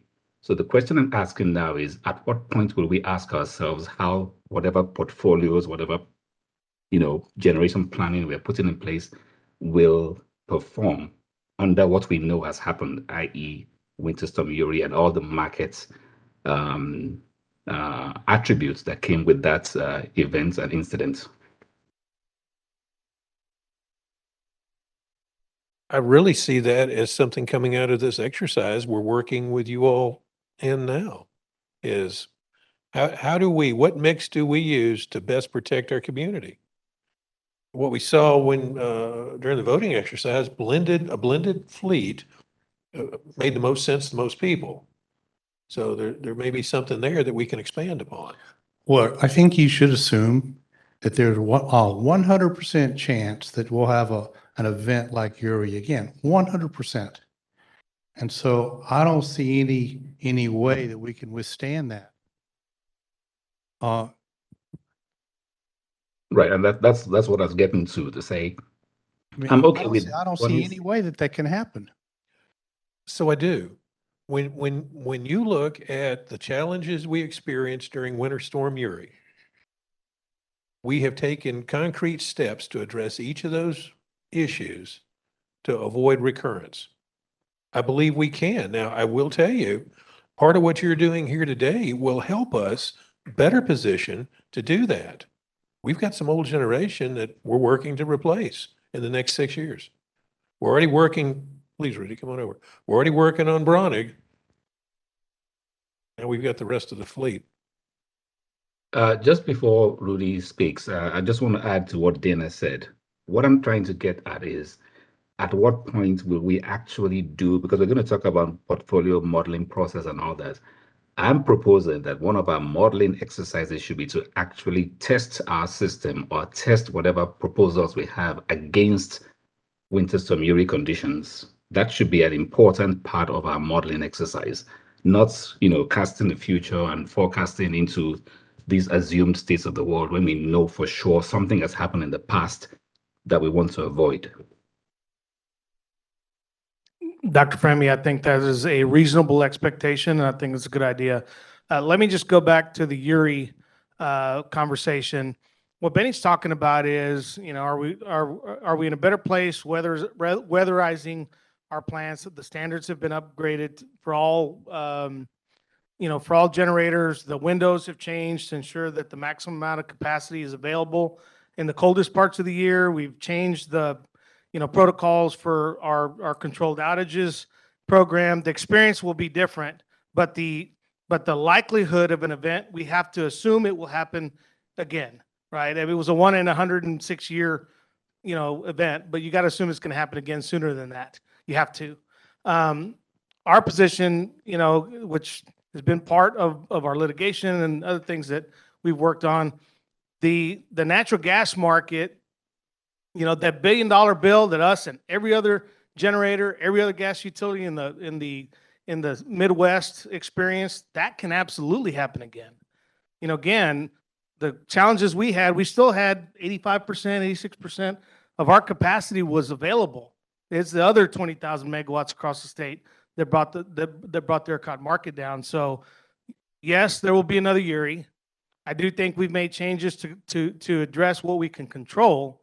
But the price tag on the fuel, that nothing has changed from a policy standpoint that would make that situation any different.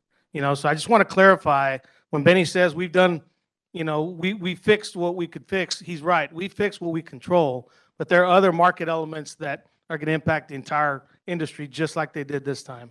Rudy, let me try to take another attack on what Femi's saying. We all learned a lot from Fukushima, and we all shifted in all industries from wheel design so that something can't happen to design to, if something does happen, what do we do and what's the result of that?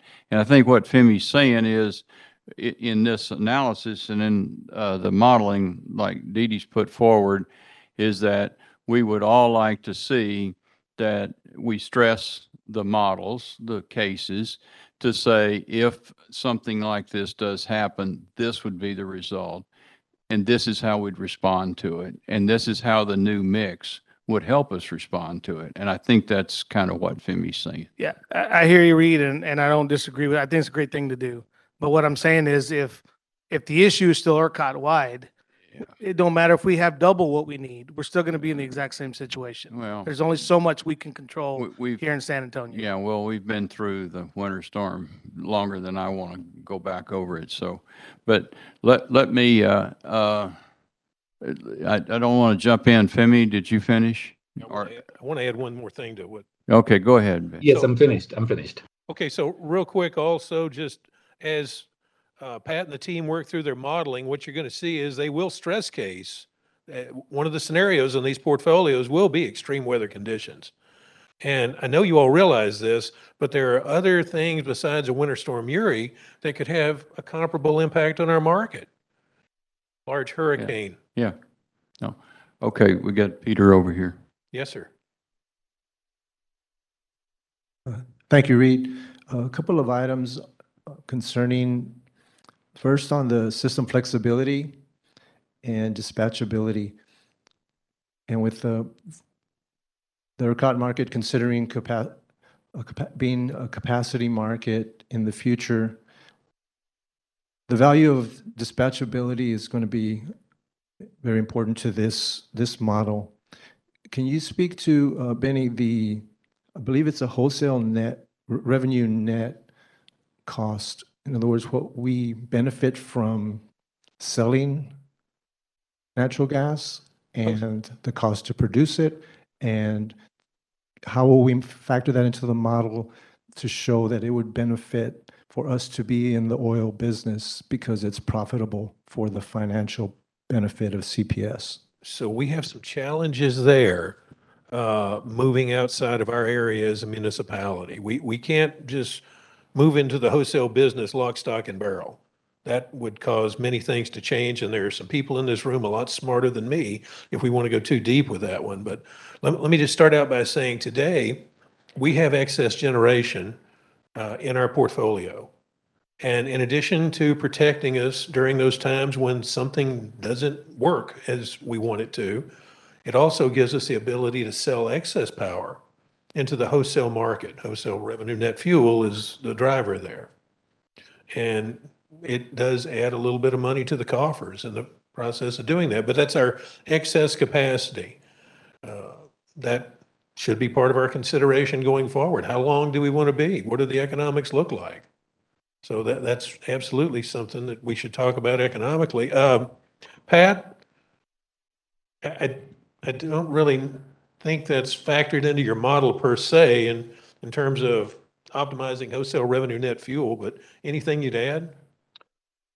Well, I would add that as we talk about scenarios here in a few minutes, we are contemplating one of the scenarios having a capacity market and thus changing the market design and thus having different impacts on different portfolio options. So to the extent that call it mandatory change in capacity requirement and impact on the ERCOT market comes into place, that's one of those uncertainties that we're going to try to capture, and that goes along with what you just said, Benny, on how you characterize the fuel and the O&M combined with your net energy position in the market. So I do think that type of uncertainty at a high level is being contemplated.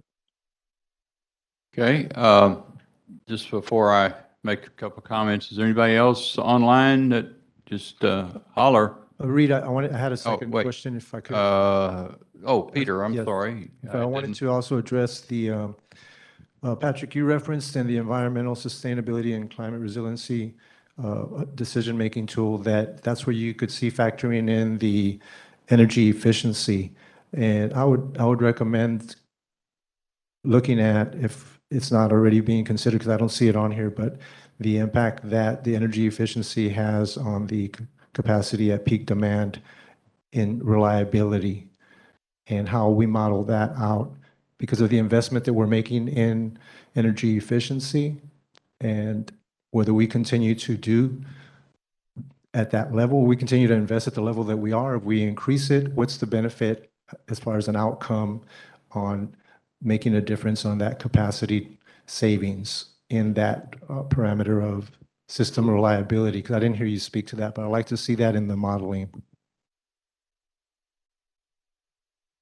Yeah, thanks for that comment. When we talk about the portfolios towards the end of the session here, we do have a few sensitivities that we've laid out, including more or less energy efficiency, which should hopefully give us a way to get at what you're you're indicating and how that will fit in here on both the affordability and that environmental sustainability metric. So appreciate that comment, and we'll probably come back to that towards the end.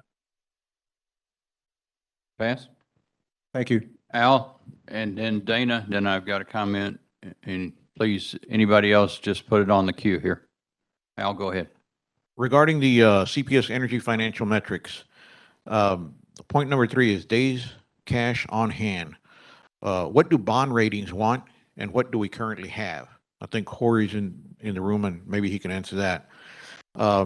Under CPS Energy Workforce, if we have to have a service, because we are a municipally owned company, the common opinion that I have heard is that it should be citizens of the CPS Energy service area, be those getting paid, be that a CPS, be that a City of San Antonio company or a CPS Energy employee. One thing that really upsets the business community that I come in contact with is knowing that our tax dollars that could be spent here locally are going elsewhere. I'd rather keep it local as much as we can. Okay, thank you. Let me let Gautam speak to financial metrics. Hi, so this is Gautam Sringampur, Director of Financial Planning and Analysis here at CPS Energy. So on the bond ratings for related to our financial metrics, we do align these metrics with rating agency thresholds. And so, you know, that's obviously important in terms of preserving our high ratings. And so specifically for like days cash on hand, you know, we target at least 150 days cash on hand. You know, some of the other financial metrics that were mentioned, adjusted debt service coverage ratio, you know, that essentially ensures that we have enough funds to be able to cover, you know, our debt service on an ongoing basis. And typically, you know, the rating agencies at our current level are looking for 1.5 times. So if we have $150, you know, we want to ensure that we have $150 for every $100 of debt service at the very least. And so those are kind of the basic parameters that we look at in terms of preserving those metrics. You know, we benchmark that with other utilities that are highly rated, and so you know, that sets, you know, sort of the, you know, we're looking at sort of trends and seeing what do those look like over the long term, is how we're looking at those. And I'm sorry, I missed the second part of your question. Part was strictly a commentary of trying to keep the jobs local. If it means that they have to be a CPS employee, great.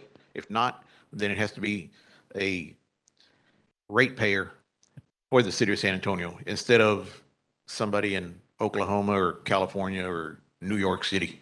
Understood. Thanks. Okay, Dana. How are those metrics stand today, by the way? Yeah, our cash on hand is not 150. So our days cash on hand, I don't have the number right off on hand at where we ended, but we ended well above 150 days last year, you know, ending our fiscal year that ended January 31st of 2022. So, you know, we're above that. We have over the last several years been well above those thresholds. Don't the rating agencies look at that more often than once a year?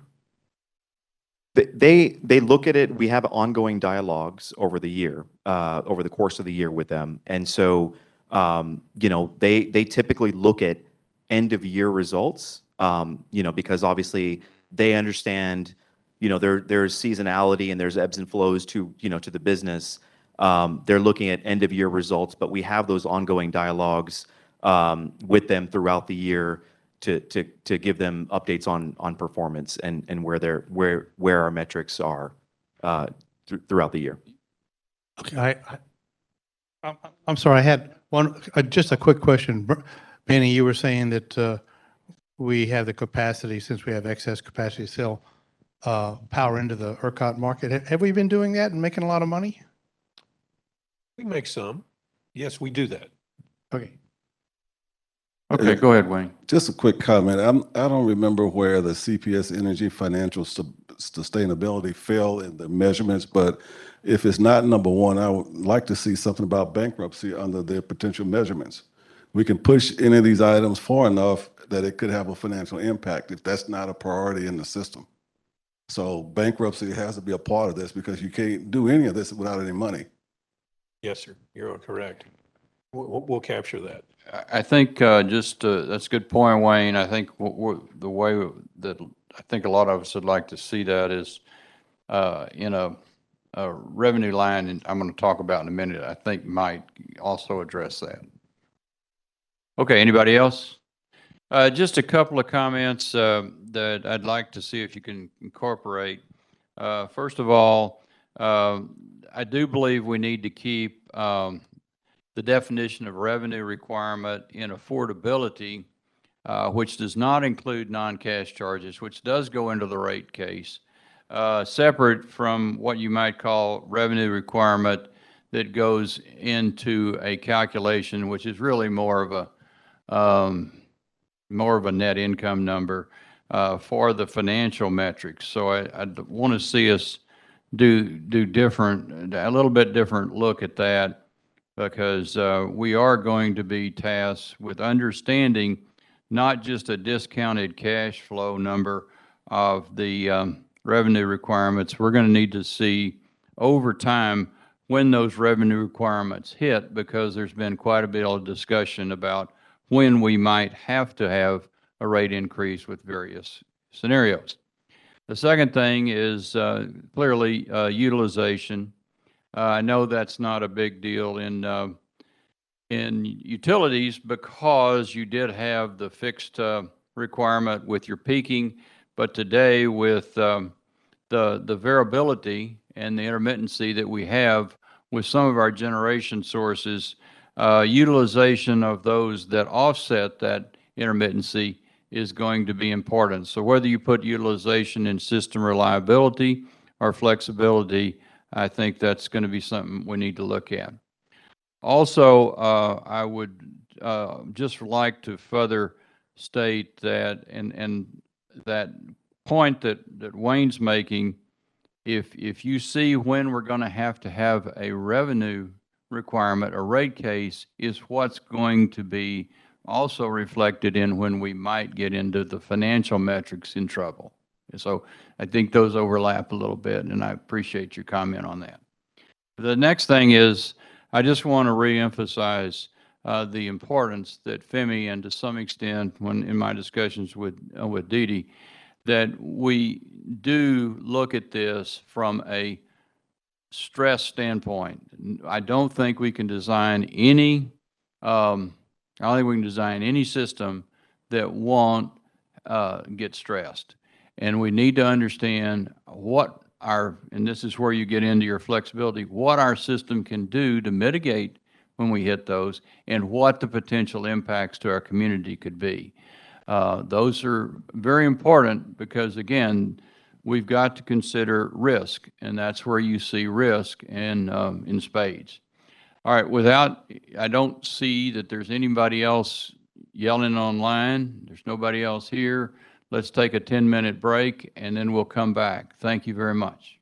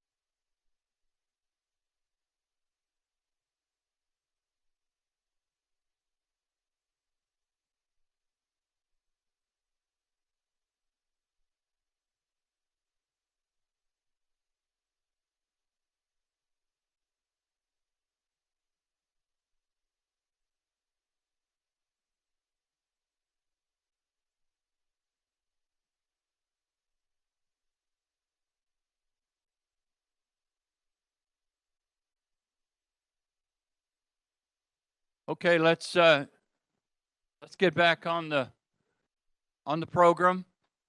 We're still got to get a lot of stuff in here, and we only have an hour, so we might unfortunately run over. I know we're going to lose a few people that are online that have other meetings. So, all right, the next thing.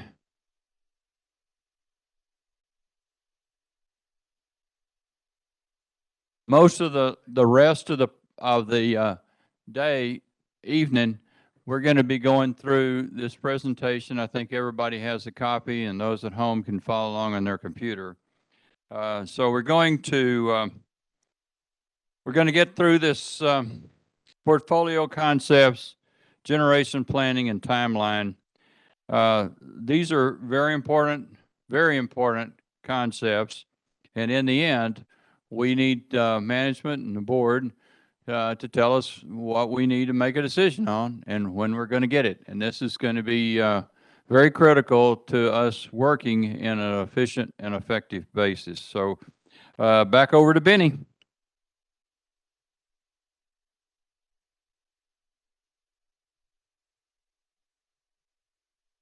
Thanks, Reed.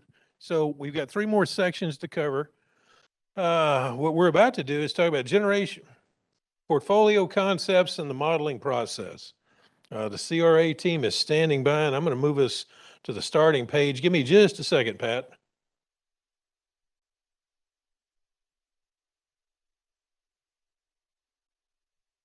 There we go. Overall modeling process. All right. Yeah, thanks, Benny. And we'll try to keep the pace moving here to try to catch up on schedule as best we can.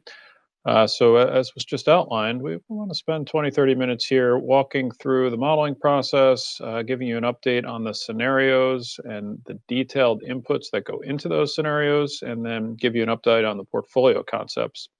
So we introduced a lot of this in the July meeting, and the purpose of this session is really to put a little bit more meat on the bones here on the key inputs that go into this modeling framework. But before we get there, just a recap on the process. And I know this is a fairly detailed slide, but it tries to lay out for reference for the group here how this works from a structural framework and modeling perspective. And there's really 2 big components. The left-hand side is all about developing scenarios and getting a view of the world that CPS Energy operates in, namely ERCOT, and all the inputs that go into operating the electric utility, including fuel prices and emission policy and tax subsidies and transmission limitations and electricity demand, new plant technology costs, et cetera.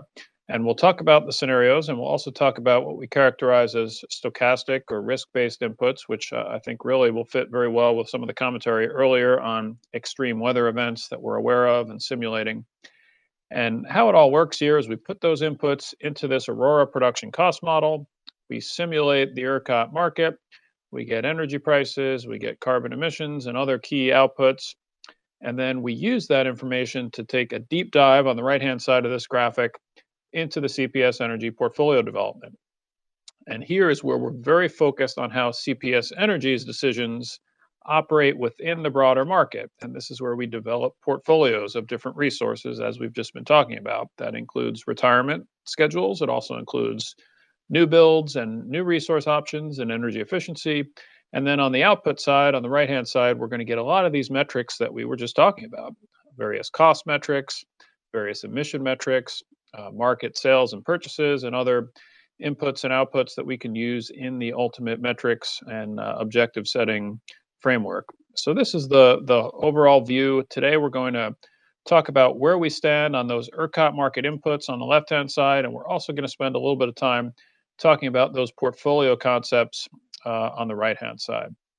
So if you go to the next slide, this is a recap on what we talked about last time. Just as a reminder, for terminology perspective, we tend to think of things in this way: scenarios versus portfolios.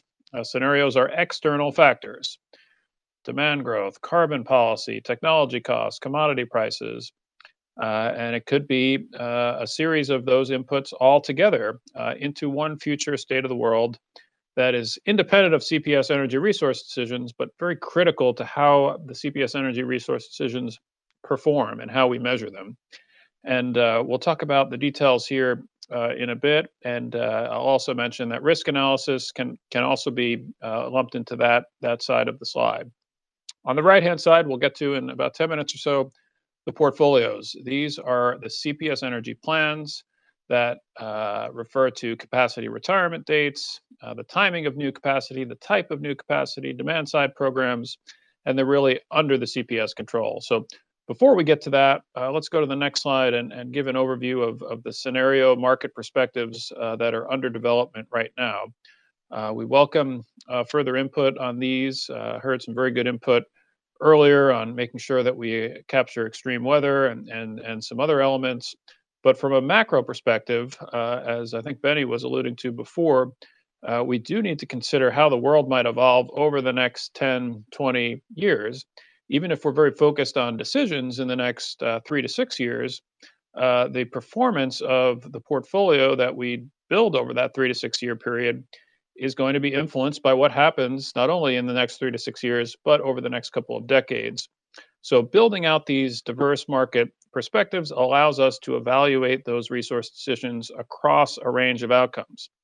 We introduced this last time. We're proposing 4 different market scenario perspectives, a reference case, what we're characterizing as a carbon-based economy with limited environmental regulations and no carbon limits. On the flip side, what we're characterizing as a net zero carbon economy, where there are stricter federal or state level economy-wide net zero carbon targets. That has implications on the market as a whole. And then this fourth scenario, the volatile market scenario, where geopolitical concerns drive a lot of policy decision-making. Those variables on the right are things that vary, and those are inputs that can influence how these scenarios evolve over time. And if you go to the next slide, we've got a brief overview of how we contemplate varying those key inputs across these scenarios. So in a second, I'm going to let my colleague Knight chime in with a few of the details on these. But from a very high level perspective, the way to think about this is each of these scenarios is an integrated view on these inputs. So we've got baseline forecasts for commodity prices and carbon prices and technology costs and demand growth.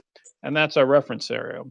The carbon-based economy scenario has lower costs for commodity and carbon.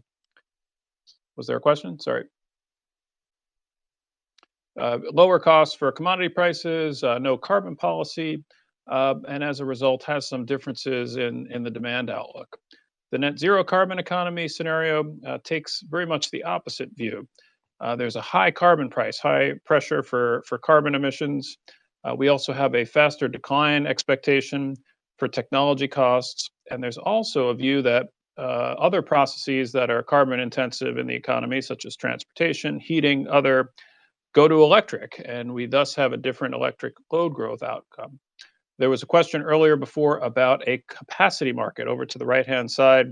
This is a scenario where that specific market could be launched if we're seeing a resource mix going heavily towards intermittent resources to meet carbon goals, if we're seeing higher load growth due to electrification. Under this state of the world, we might have to plan towards a different capacity market structure, and we'll try to evaluate that. And then finally, the volatile market scenario is premised on higher commodity prices, lower load growth, and less decline in technology costs, particularly solar and storage and some of those new technologies due to trade restrictions and other constraints in the economy, similar to what we're seeing in recent months. Final point I'll make, we are embedding the recent Inflation Reduction Act policy parameters in most of these scenarios, although given the carbon-based economy is not expected to have that type of federal incentives, we'll probably be pulling back on those types of subsidies. But did want to point out that we're going to be embedding that into the CPS portfolio economics, given that as of this week, it is the law. So this is the high-level view. I'll pass it over to Knight here to just give a quick hit on each of the key inputs here. And I will note that there's a lot of data behind this. I know as the RAC has a peer reviewer come on board, we're happy to share this information and make sure that it's getting reviewed in detail. And if anyone wants that detail, we can follow up. but we wanted to give the group a high-level perspective of what this looks like, taking these individual drivers into ranges. So, Knight, I'll let you take the next couple slides here. Thank you, Pat. Next slide, please. So first, we are looking at commodity price assumptions, which include coal and natural gas used for power generation. For the reference scenario, we use the same price forecast used by CPS Energy for its budgeting process. For other scenarios, we adjust the forecast based on the relevant scenario from the Energy Information Administration, or EIA, Annual Energy Outlook of the 2022 version, or AEO 2022. And the table on the left shows the mapping between our ERCOT scenarios and AEO 2022 scenarios. So for example, the carbon-based economy scenario is mapped to the AEO high oil and gas supply scenario, which has low gas and coal prices. Next slide, please. And here we show the range of commodity prices being modeled across the 4 ERCOT scenarios. For natural gas, we are modeling a wide range going from $2.4 per MMBtu up to $6.3 by 2050, and that is consistent with the level of volatility observed historically for natural gas. For coal, the range is much tighter, and that is also consistent with what we have observed in terms of coal price volatility in the past. Note that the two charts exclude transportation costs to the power plant. Next slide, please. Next is carbon policy scenarios, and here we model carbon prices. There are uncertainties around whether carbon price will be introduced, and if so, how high. We are modeling, therefore, a broad range with no carbon prices in the CBE and VMA ERCOT scenarios. The carbon price in the reference scenario is based on CPS Energy forecasts, again used for the budgeting process. As Pat said, we will capture the impact of the Inflation Reduction Act when we model various portfolios. And for the scenarios, we are capturing the impact in the NZE, net zero economy, and volatile market scenarios. Next slide, please. For the net zero economy scenario, we have reviewed various decarbonization studies that provide estimates of required carbon prices to limit global temperature increase to be below 1.5 degrees Celsius. And in general, the studies that we have reviewed seems to have consensus around $140 per ton in today's dollar, or about $250 in nominal terms by 2050. And that's what we assume for the net zero economy scenario, as shown in the green bar there. Next slide, please. In terms of technology costs, we categorize technologies into 2 groups: currently available technologies, or CAT, and advanced emerging technologies, or AET. The CATs include wind, solar, lithium-ion battery storage, pair solar and storage, and gas technologies. For this category of technologies, we rely primarily on cost estimates from the EIA AEO 2022 and scenario on cost and performance improvement over time from the National Renewable Energy Laboratory, or NREL. The AETs include small modular nuclear, various long-duration storage technologies, and hydrogen. For this category, we rely on a collection of estimates from third-party sources. Both the reference scenario and the carbon-based economy scenarios will have the same level of technology costs. The zero carbon economy has faster declines in renewable energy and advanced emerging technology costs, while the volatile market is an opposite of that and has slower declines. Next, please. And the last area is around demand, and this is at ERCOT level. We base our demand forecast for the reference scenario on ERCOT's own forecast with some interpolation and extrapolation to 2048. The carbon-based economy scenario and volatile market scenarios demand are based on, are assumed rather to track the relevant scenario in AEO 2022. And again, the mapping is shown on the table to the left. And for the net zero economy, we have been working with CPS Energy team to incorporate the impact of very high level of electrification into the load forecast. Next slide, please. This slide shows the assumed building electrification trajectory across ERCOT that we account for in the net zero economy scenario, and which go to 100% by 2050. Next slide, please. And this slide shows ERCOT demand scenarios relative to the reference scenario shown as black line.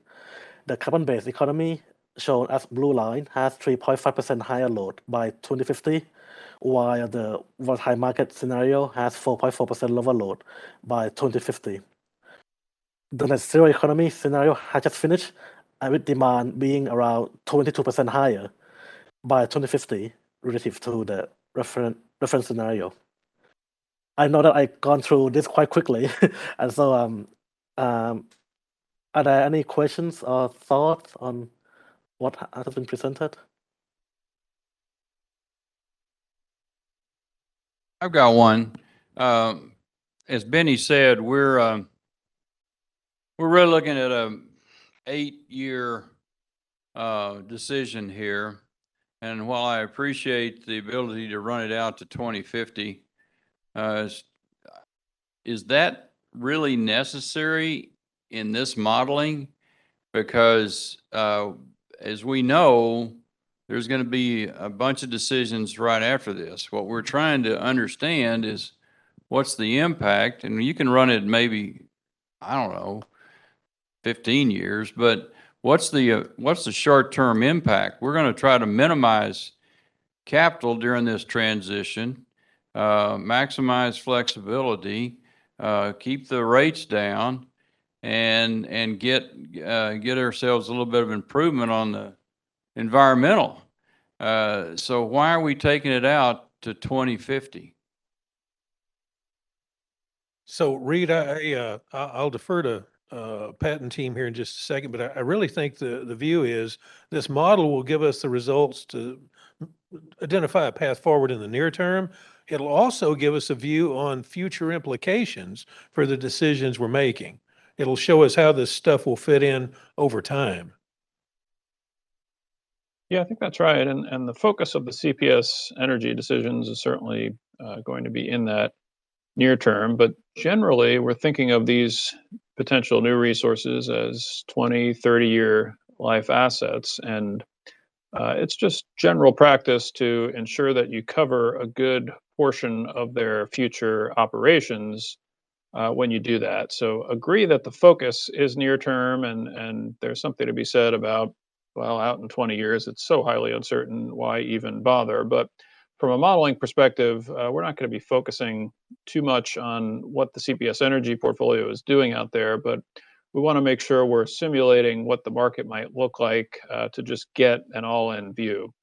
But certainly take your point that there may be a focus on the near-term costs that might be of your priority, but we want to have the long-term available.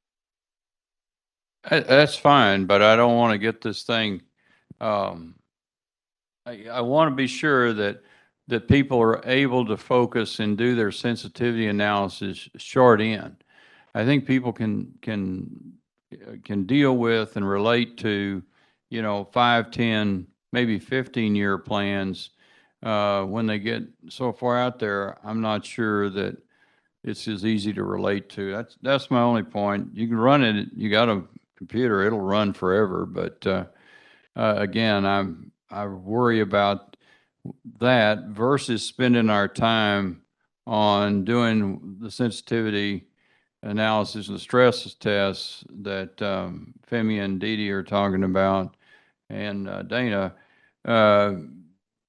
Really focus on that, because we're going to be, people are going to want to know when is this going to cause us rate increases? When are we going to have to increase the the rates. And so unfortunately, it is a very short-term, tightly focused set of decisions on what we do with the coal plants in summers and how do we get through this period to new technologies. Because I know you're going to try to put some new technologies in there, but we're starting to get into a real crystal ball there with cost anyway.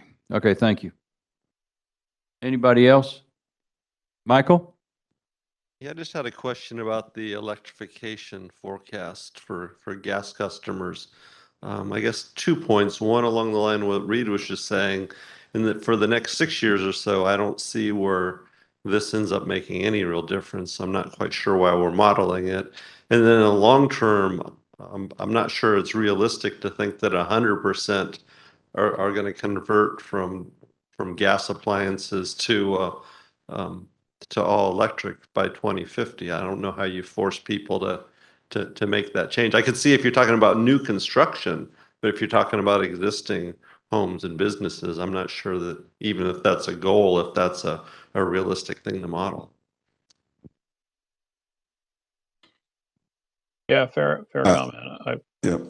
I'll just very briefly say I definitely hear you on the near term. I think in the interest of really pushing the envelope on if there was policy towards a net zero economy, these are the type of things that would happen over time. And could that have an implication for some of your near-term decisions? And maybe the group thinks this is unrealistic and isn't a scenario that you spend a lot of time focusing on. But that's the rationale behind it. But your points are fair. I agree with Reed. If we were placing the dots with a different timeline, like from 6 years out, then my dots would have been placed in different areas. They've been more toward the renewable energy and those type of things, which we can't really get to in 6 years. So you're going to have a change after the 6-year time frame, which could bring the rate and the items that they're talking about, because like I said, hopefully now we're looking at what's going on beyond 6 years eventually, because like I said, my vote would have been totally different if we're talking about out 6 years or 10, 15 years or 20 years versus let's get through this problem right now. And as I brought up the sunk cost of the plant that you're taking down to 75%, well, short term, yeah, hey, that's 25% back in there, and you have a full up running plant with something that is not putting out as much carbon. So once again, I'm not saying don't do that, but for me, if it's going to be long term, I would have voted different for long term items than I did for short term items. We absolutely understand that and support it. I guess what I would say is, remember these assets, we have to do something here in the near term, and they have an operating life that goes out 15, 20, 25, 30 years or more. We build a combined cycle plant today. It can go out 40 years. Now, we can transition to hydrogen along the way if that comes to fruition and it becomes economical. We're in a good position. We've got an opportunity, but we really do need to look a little beyond the near term, just so we'll have an idea of what this is going to look like later on to be good stewards of community dollars. So that's why we're looking. Again, I don't want to belabor this. We got to move on, but yeah, we can run it out there. I'm just saying that our focus is going to be on getting these decisions made on the coal plants and Summers. That's our job right here. Okay, Al. Well, I don't know what they're going to do. We'll figure out what they're going to do, and then we can figure out how many years they're going to. We don't know. Well, we don't know what they're going to do. We can adjust depreciation schedules, right? Well, and yeah, yeah, again, it depends on what they do, and we don't know. We're going to have to see what the cases come out. If they contract for this, they haven't built anything. If they just modify something, it's pretty small capital up front. So we're really going to have to see that once we start seeing the portfolios through this. Okay, let's see. Anything else, Benny? Where are we? Nothing I would add. Knight, do you want to keep going? Yeah, this is Pat. I'll take back over. We've just got a couple more slides to pivot to the portfolios, so should just take another 5 or 10 minutes.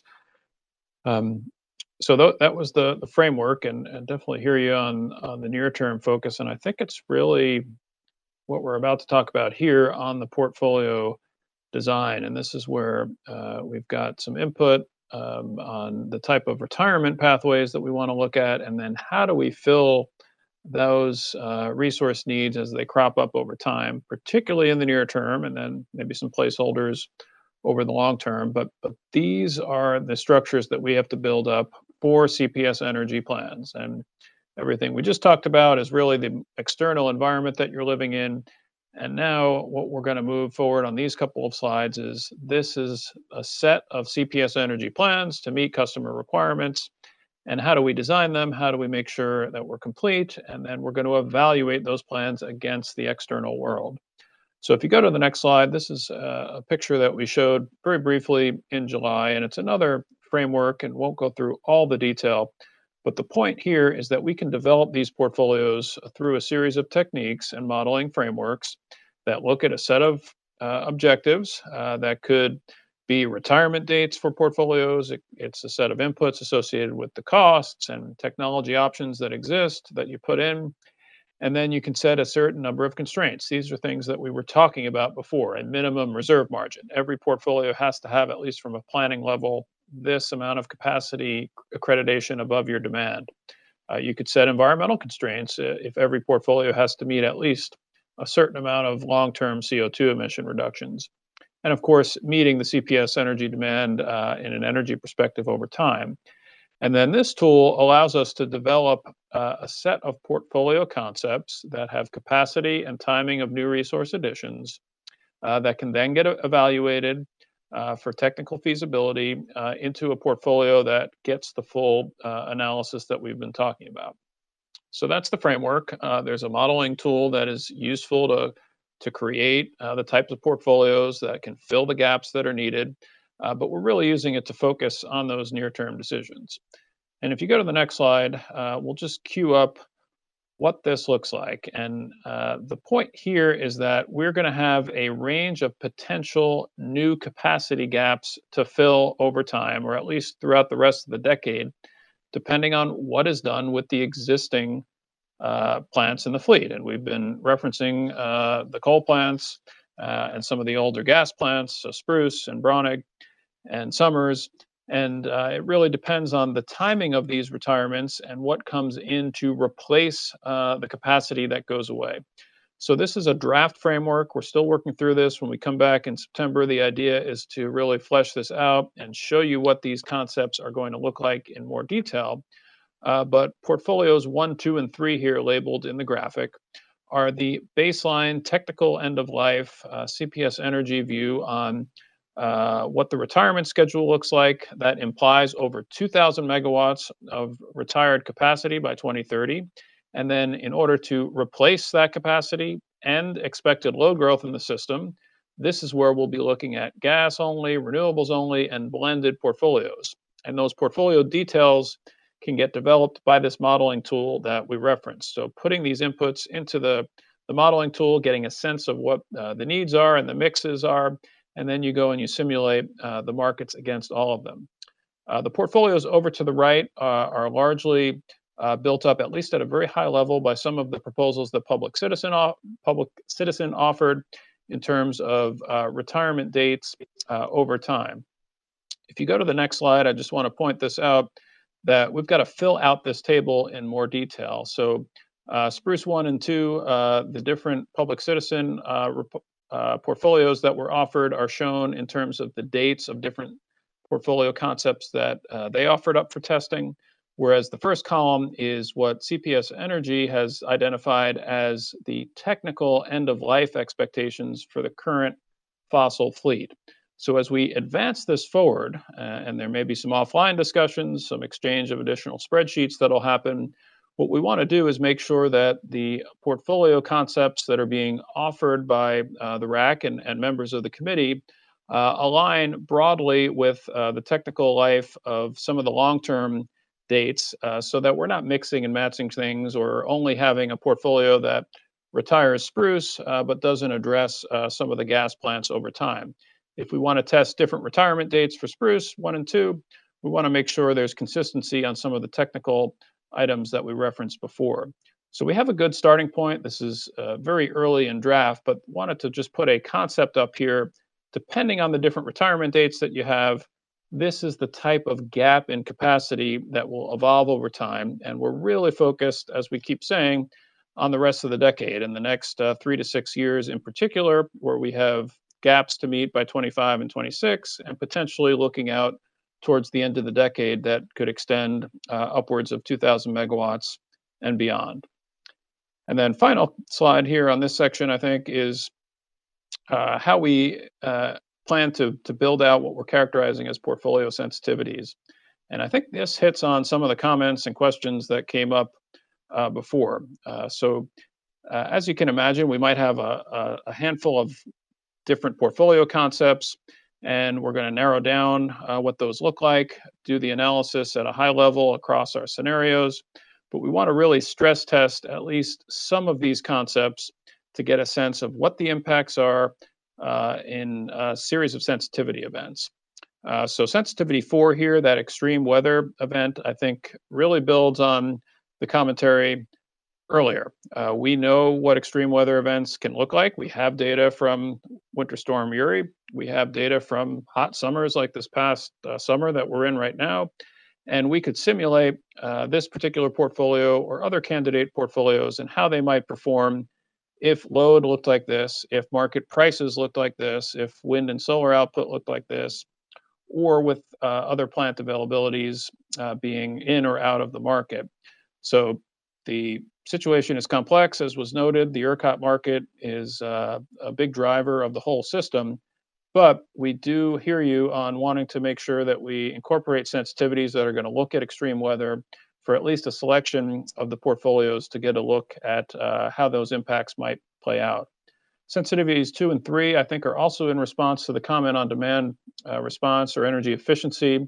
What we can do here is take a candidate portfolio and have more STEP or end the STEP program in year 6 and take a look at the costs and the impacts on the energy and the peak demand requirements and what that means from an affordability and an emissions perspective. So we're contemplating that. And then finally, sensitivity 1, there could be different ways that CPS procures new energy.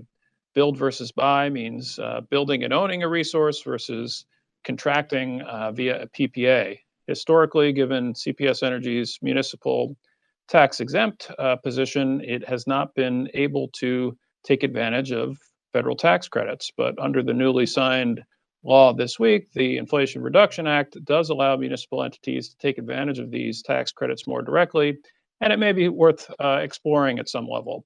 It may be a decision further down the line. We'll have to look at that, but these are the type of uncertainty analyses that we can do on the portfolios. So I think that covers the core set of slides. I think the final slide here is just next steps to indicate that we're going to take the feedback. We're going to really fine tune these portfolio definitions that I mentioned on the retirement dates, so we can kind of document this in more detail, and you can see year by year what it might look like over the near term. And then obviously evaluate the portfolios so that metrics can be developed over the next couple months. So I think that covers it. Benny, I'll turn it back to you or back to the floor. Thank you. So, yes, ma'am. Question. He had mentioned the Inflation Reduction Act, that might be something to pursue somewhere. That's $30 billion to clean up the energy sector that's targeted towards municipal and co-ops to retire plants, move to cleaner power, the tax credits that municipal utilities, didn't have, well, the way y'all were able to use the tax credits. Like, why wouldn't CPS Energy be pursuing that aggressively? We will. Yeah. I promise you, we were talking about this before it passed, and we've been talking about it since. In fact, I've had several discussions with people today in some other meetings talking about opportunities that may be there for us. We will absolutely pursue help in building out our fleet. Yeah, and also pursuing the bonuses, for utilities that invest in environmental justice communities. So I just want to make sure that is what y'all are doing. It sounded like it was minimized in that conversation. That man right back there, Rudy, made it very clear that he is going to support us and get us the help we need to make this happen, and we've got people that are looking at it. So we're all in. Other questions? Yes, sir.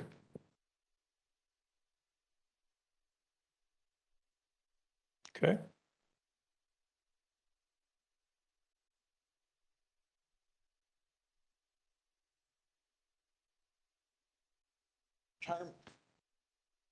We'll be using retirement profiles proposed by public citizen. Who is public citizen? What expertise do they bring? Is there an ongoing expert? Is there an opposing expert that we should also hear to balance that? And where does public citizen get their funding? Let Dee Dee tee that one up. Al, I recommend, back in February, CPS Energy asked us for recommendations. What would we like to see happen in generation planning? So some of us wrote, or they wrote on that big notebook paper, like what we wanted to see. I submitted something formally. I've just submitted some scenarios. I'm not saying I'm the expert, but those scenarios that I took were based on what other utilities are doing across the United States and the work that we do. Not only myself, but other organizations when they work with utilities on generation planning. So I sent that to everybody.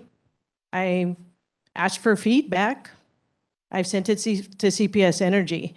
So that's where that comes from. If you would like to offer up in your expertise about generation planning, put some scenarios out there. I mean, we needed to look at all resources, and that's exactly what CPS is doing. Like, they are doing their due diligence to ratepayers by looking at all resources. Al, and they're going to let the data inform us. That's what we're supposed to be doing. I know how I feel about clean energy. I know how you feel about fossil fuels and the inaccuracies of what you say about wind and solar. Okay, that's it. But at the end of the day, we have to do our due diligence and look at all resources, understanding that we are going towards a clean energy economy. I mean, power supply. That is the future, not just here, across the country, globally. That's what's happening.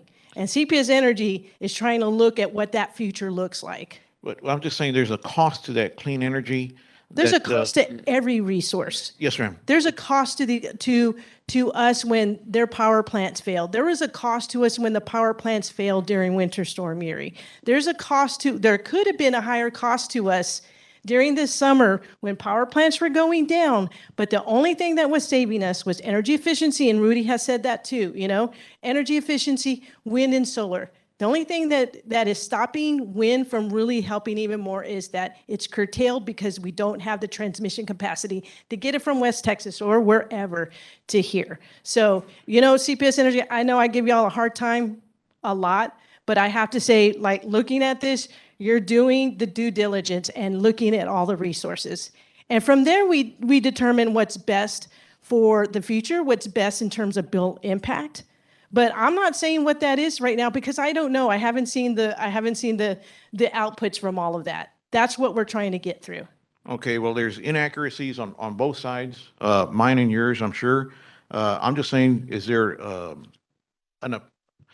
the other side of the coin? Can we see that? Yeah, let me try to jump in here.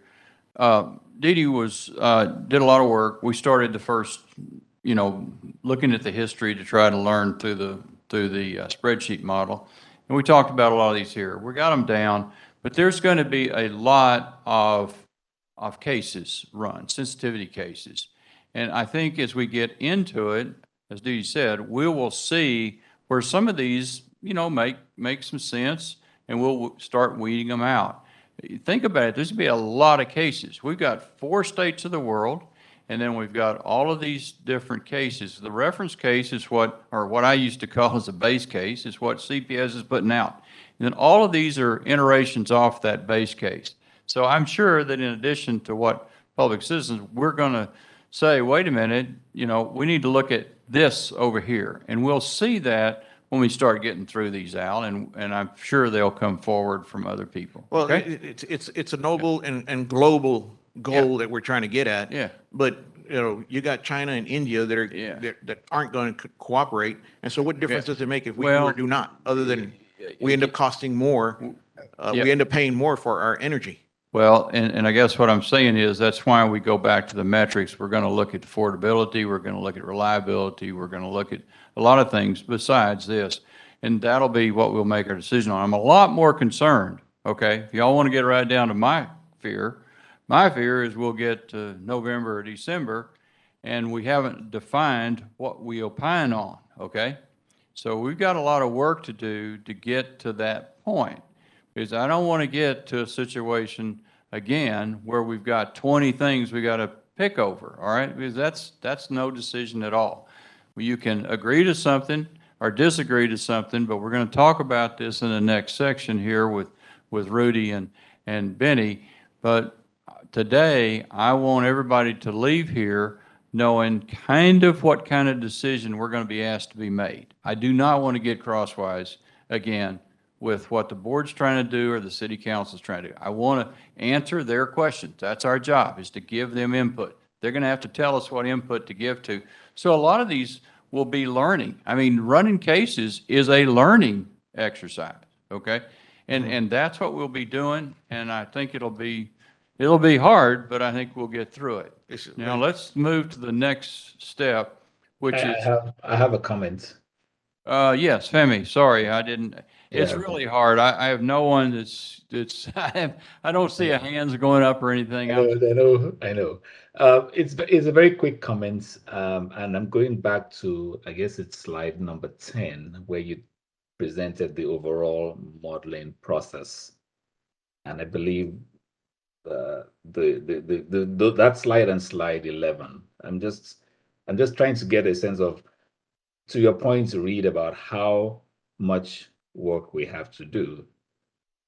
I'm hoping that some point, and probably pretty early, very early in the process, as if possible yesterday, if we could do it, have a sense of what level of effort CRA will be putting into this. By level of effort, I mean how many scenarios, how many cases. I mean, we've talked about it, 4 states of the world, X number of criteria, but the bottom line to me is what's the level of efforts that this will involve.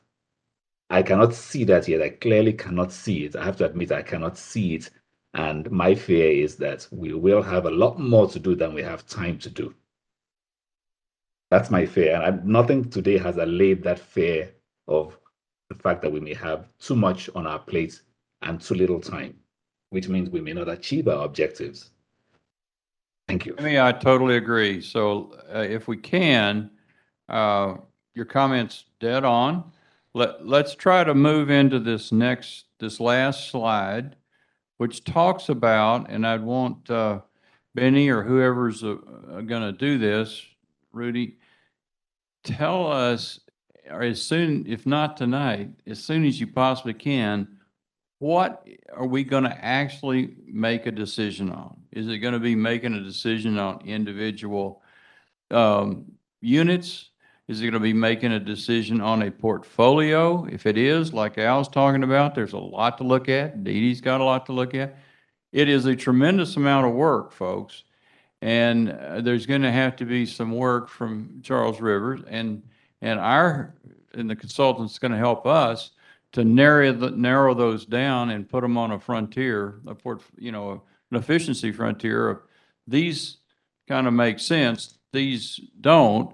And you're right, Femi, it's a lot of work, and I'm not sure I completely understand exactly the decision that we're going to be asked to make. So let's go on to this next slide, whoever's going to do this. Okay, I'm going to, let me take that, but let me clean up 2 things real quick. So Al, to your point, we weren't viewing scenarios portfolios as an adversarial sort of thing. It's lay your suggestions out. If there's some other portfolios you'd like us to evaluate, we will absolutely do it. I'm trying to find out, if we're listening to Charles River Associates Mhm. and any other consultant, does Public Citizen come in at the same level? And they're another consultant that we're listening to. Well, Public Citizen, they submitted some suggestions we should consider, some portfolios we should consider, we'll run them. Anybody else that has suggestions here, we're open to that. We will run them. Yeah, so if you've got more, please, it's just we need them now. Because well, that's okay. We'll take them now. We've got a lot of work to do quickly, as you all have said. Pat, real quick, we've talked about this, but I want to hear from you to the group. Based on what you're seeing, any concerns about meeting the schedule that we've got in front of the group right now? No, I think we're on schedule to meet this. I mean, I appreciate the comments about having a lot of information to review and distill, but this is the plan. This will step through moving both the scenario and the portfolio details according to what we've laid out here. Okay, then let's talk about what we're going to see, when we're going to see it, and how that leads to the decision we're going to be asked to make. And I think this is what you want to talk about here. Yes, sir. Let me start at the end and then we'll back up just a little bit. What we're looking for at the end of the day is you all to vote on whichever portfolio you feel would give us the best path forward to align with the metrics and objectives that we've gone through. We talked through each of those today. Those will be scored as CRA runs these models, as they run the portfolios through their model. Each one will be scored in each of those metrics that we've identified, and we have captured the edits you all had requested. And then we'll have each of them ranked, and then we're going to ask you to pick one. And that would be, you would vote on it, and then that's what we would push forward. We would look for you to push forward to advise our board your recommendation. I guess I really, we need to talk more about this. We can do it offline. But I would absolutely be looking for management to tell us the scenario, or whatever you want to call it, not scenario, the portfolio, group of decisions that they believe are the best. We are individuals from the community giving you input, but we're not the planners, and we're not the executors, and we're not the deciders. So I would hope, that is my hope, that through this process, we will all give you input as we look at all these portfolios. And I'm still want to talk about when you think we'll see the data for these, when it's populated, and will we have time to understand those? Because to Dee's point, several of these are just little tweaks on cases. So while they look like a lot of cases, some of them are just changing dates or something, and that's pretty easy to catch up with. But ultimately, we're going to have to opine on something. But if we have 21 different thoughts, that's not going to be very helpful, I don't think, to management or the board. But I'll let Rudy give us the guidance on that, because frankly, I need it. Look, there aren't multiple models that we're using. There's one model. We're both, it's going to inform the RAC's, input that you want to give the board based. I mean, you're seeing what's going to drive the model. The model's going to produce an answer that says, based on the priorities that we believe are important for our community, there's scenario A, scenario B, scenario C, and there's going to be time horizons. Again, if we're focused on the short term, if we're going to replace spruce in some time horizon, then that's probably going to include one set of solutions. If we're going to, build more solar, and the model says we should build another 500 megawatts of solar, there's a time horizon under which that's going to happen that will drive what we need. I mean, in the short term, we may not have any other decision but to go out and buy an existing gas plant to cover us for the next 5 years. Or if we want to bring Spruce 2 down early, which is possible, then we can go out and procure resources tomorrow to replace that capacity so that we can get to work on doing whatever it is that you all think is the right thing to do with Spruce 2. But overall, there's going to be a scenario, or there's going to be 1 or 2 or 3 scenarios that solve for the equation that we've set out to solve. Well, and Shannon will come up here and talk about it in a little bit. This body, the bylaws state, we need 60% of this body to agree on a recommendation for it to be, consistent with why the board set this body up. And so we're all going to see the information at the same time. You're not doing the modeling. Charles Rivers Associates is doing the modeling. And the third party that we've agreed to fund to allow you to validate that we agree with the way Charles Rivers did their work, is going to give you the confidence you need that the work was done appropriately. But there's only going to be a few options that take into account the time horizons of the individual decisions drive the entirety of the portfolio. Okay, and so those scenarios those cases will be laid out with all the information you need to feel good about that case. Okay, but our hope is Charles Rivers Associates will have a recommended case that they believe solves the best for the objectives that you set forward. But you're agreeing to what those objectives are on the front end. So my assumption is that you'll be able to provide a clear provide clear input on the back end. And if you don't, if the group says we like case 1, but a couple of you think one of the other cases is better, then we'll give you an opportunity to provide feedback to the board on why you think some other consideration is more appropriate. But our goal is to get one recommendation. That's where we failed on STEP. This is the way I will present it, my team will present it to the board.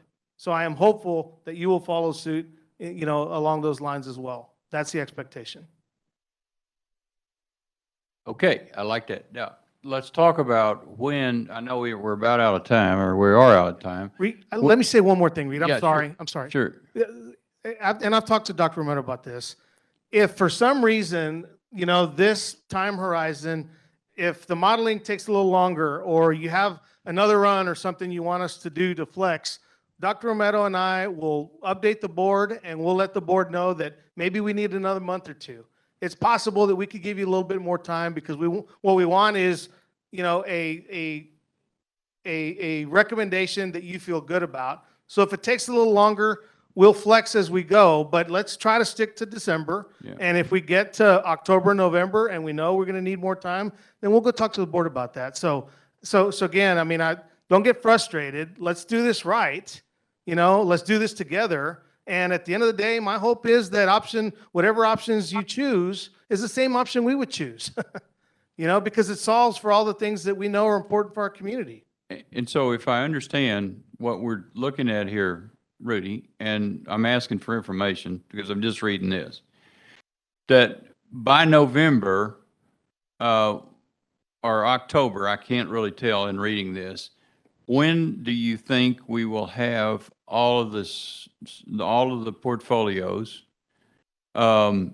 populated so we can start looking at them? Because many of us have been through this before, and you learn something, and then you want to say, well, if we did it this year versus that year, what difference does that make? Those are small changes, but that's what I was talking to Al about. We're going to learn as we go through here. It's really hard for people before you get there to Karnak this thing and figure out what the answer is. I can't. So when do you think we will have the first set of portfolios populated with metrics and results that we can start looking at? What is that scenario? What is that timing? Pat, would you mind providing a little insight on that, please?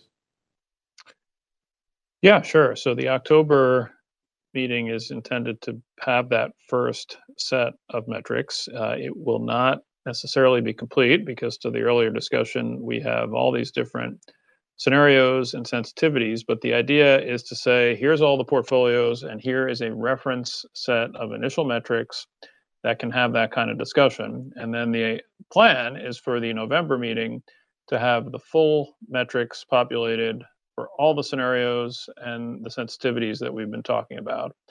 To your point, there may be something that comes out of that, and you ask for a change here or a change there, and that's something we'll have to work through. But it's October for a first initial pass, and then November is the plan to have that fully analyzed set of metrics.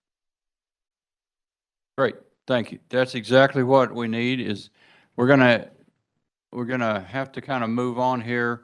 We've got a little presentation comment from Shannon Ramirez, and we'll turn it over to her at this time. Thank you. I'll be very quick because I know we're at the end.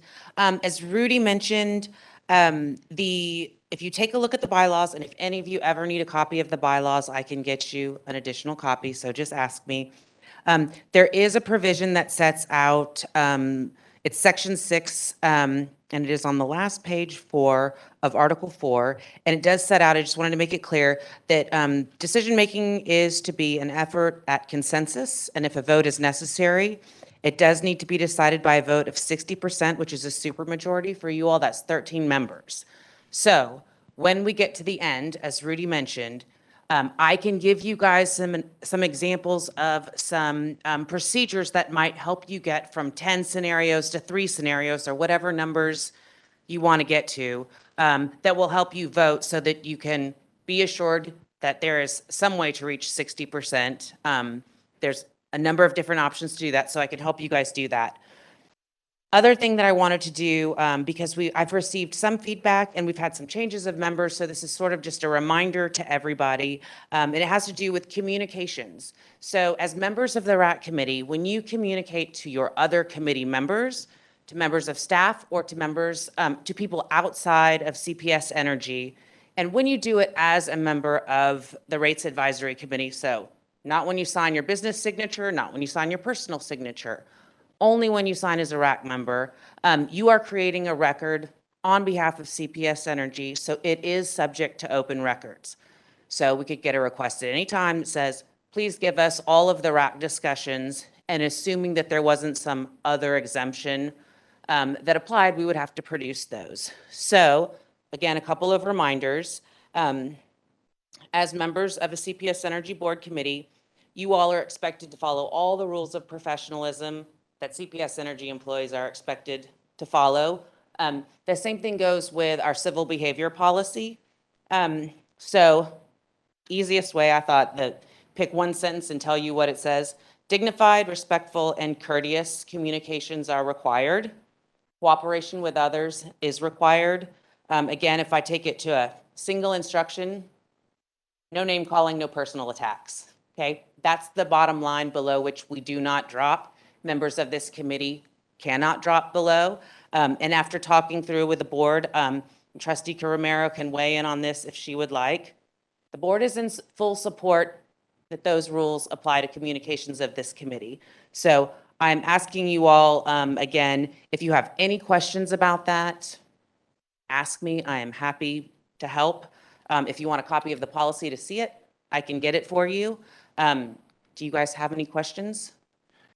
Yes, sir. It might have been helpful to have that clarification before the step vote, because there wasn't a consensus, as you call it. And so that wasn't done. And so the next thing is, if there is a consensus on this next vote, does that in any way, and I'm not sure it should, but does that in any way obligate the board to follow that recommendation? No, the recommendation is just the recommendation, but to call it the RAC's recommendation, you all have to get a 60%. Well, why wasn't recommendation. that rule given to us before we had a step vote? I apologize. I reviewed the bylaws with this group when I first started coming to your meetings, and I assumed that you all had copies and had read them, and I'm trying, honestly, to be very careful that I'm giving you legal guidance on governance, not doing anything that you could take as me telling you how to do the hard task that we have asked you to do. Dana, one of the things we did to not run afoul of this was, remember, we had everyone write their position down. Excuse me, I've been talking too much today. Write their position down, and if you'll go back and look at the record, what was said to the board is that please read the individual's report. There was this number of people that voted for this number, that number, that number. We never said that there was a REC recommendation. There was input from individuals. So we tried to avoid that. And I'm sorry you didn't understand that. You got to, that's something that I just didn't. I'm not sure anybody understood that. Well, I'm not complaining about any of yeah, this stuff, well, but you know, this again, stuff wasn't clear at all. well, I'm going to say, I'd like to chime in here, please. It was clear. It's Anne Marie. You did, we took great effort to make that point and make it clear. I understood that. And what I tried to say in front of the board was, I'm not speaking for the RAC. I'm here to report on what the RAC's input is. Please read it. That's what I tried to do, but I'm sorry I didn't make that clear. Yeah, Go ahead. I thought I understood it the way you said it, because we got beat up when I asked the question about if the, just because you bring something to the meeting, if the committee votes to go right, but you're in the minority to go left, you still can't go out to the community and do this. And I was told about somebody, individual rights, all that stuff, and I just dropped it. But that was my understanding.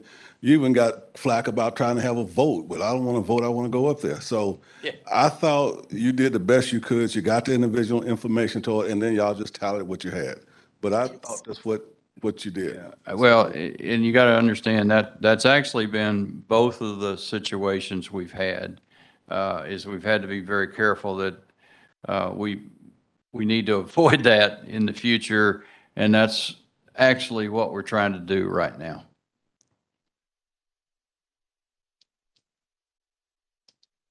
Anything else? Any other questions? Thank you very much. Appreciate it.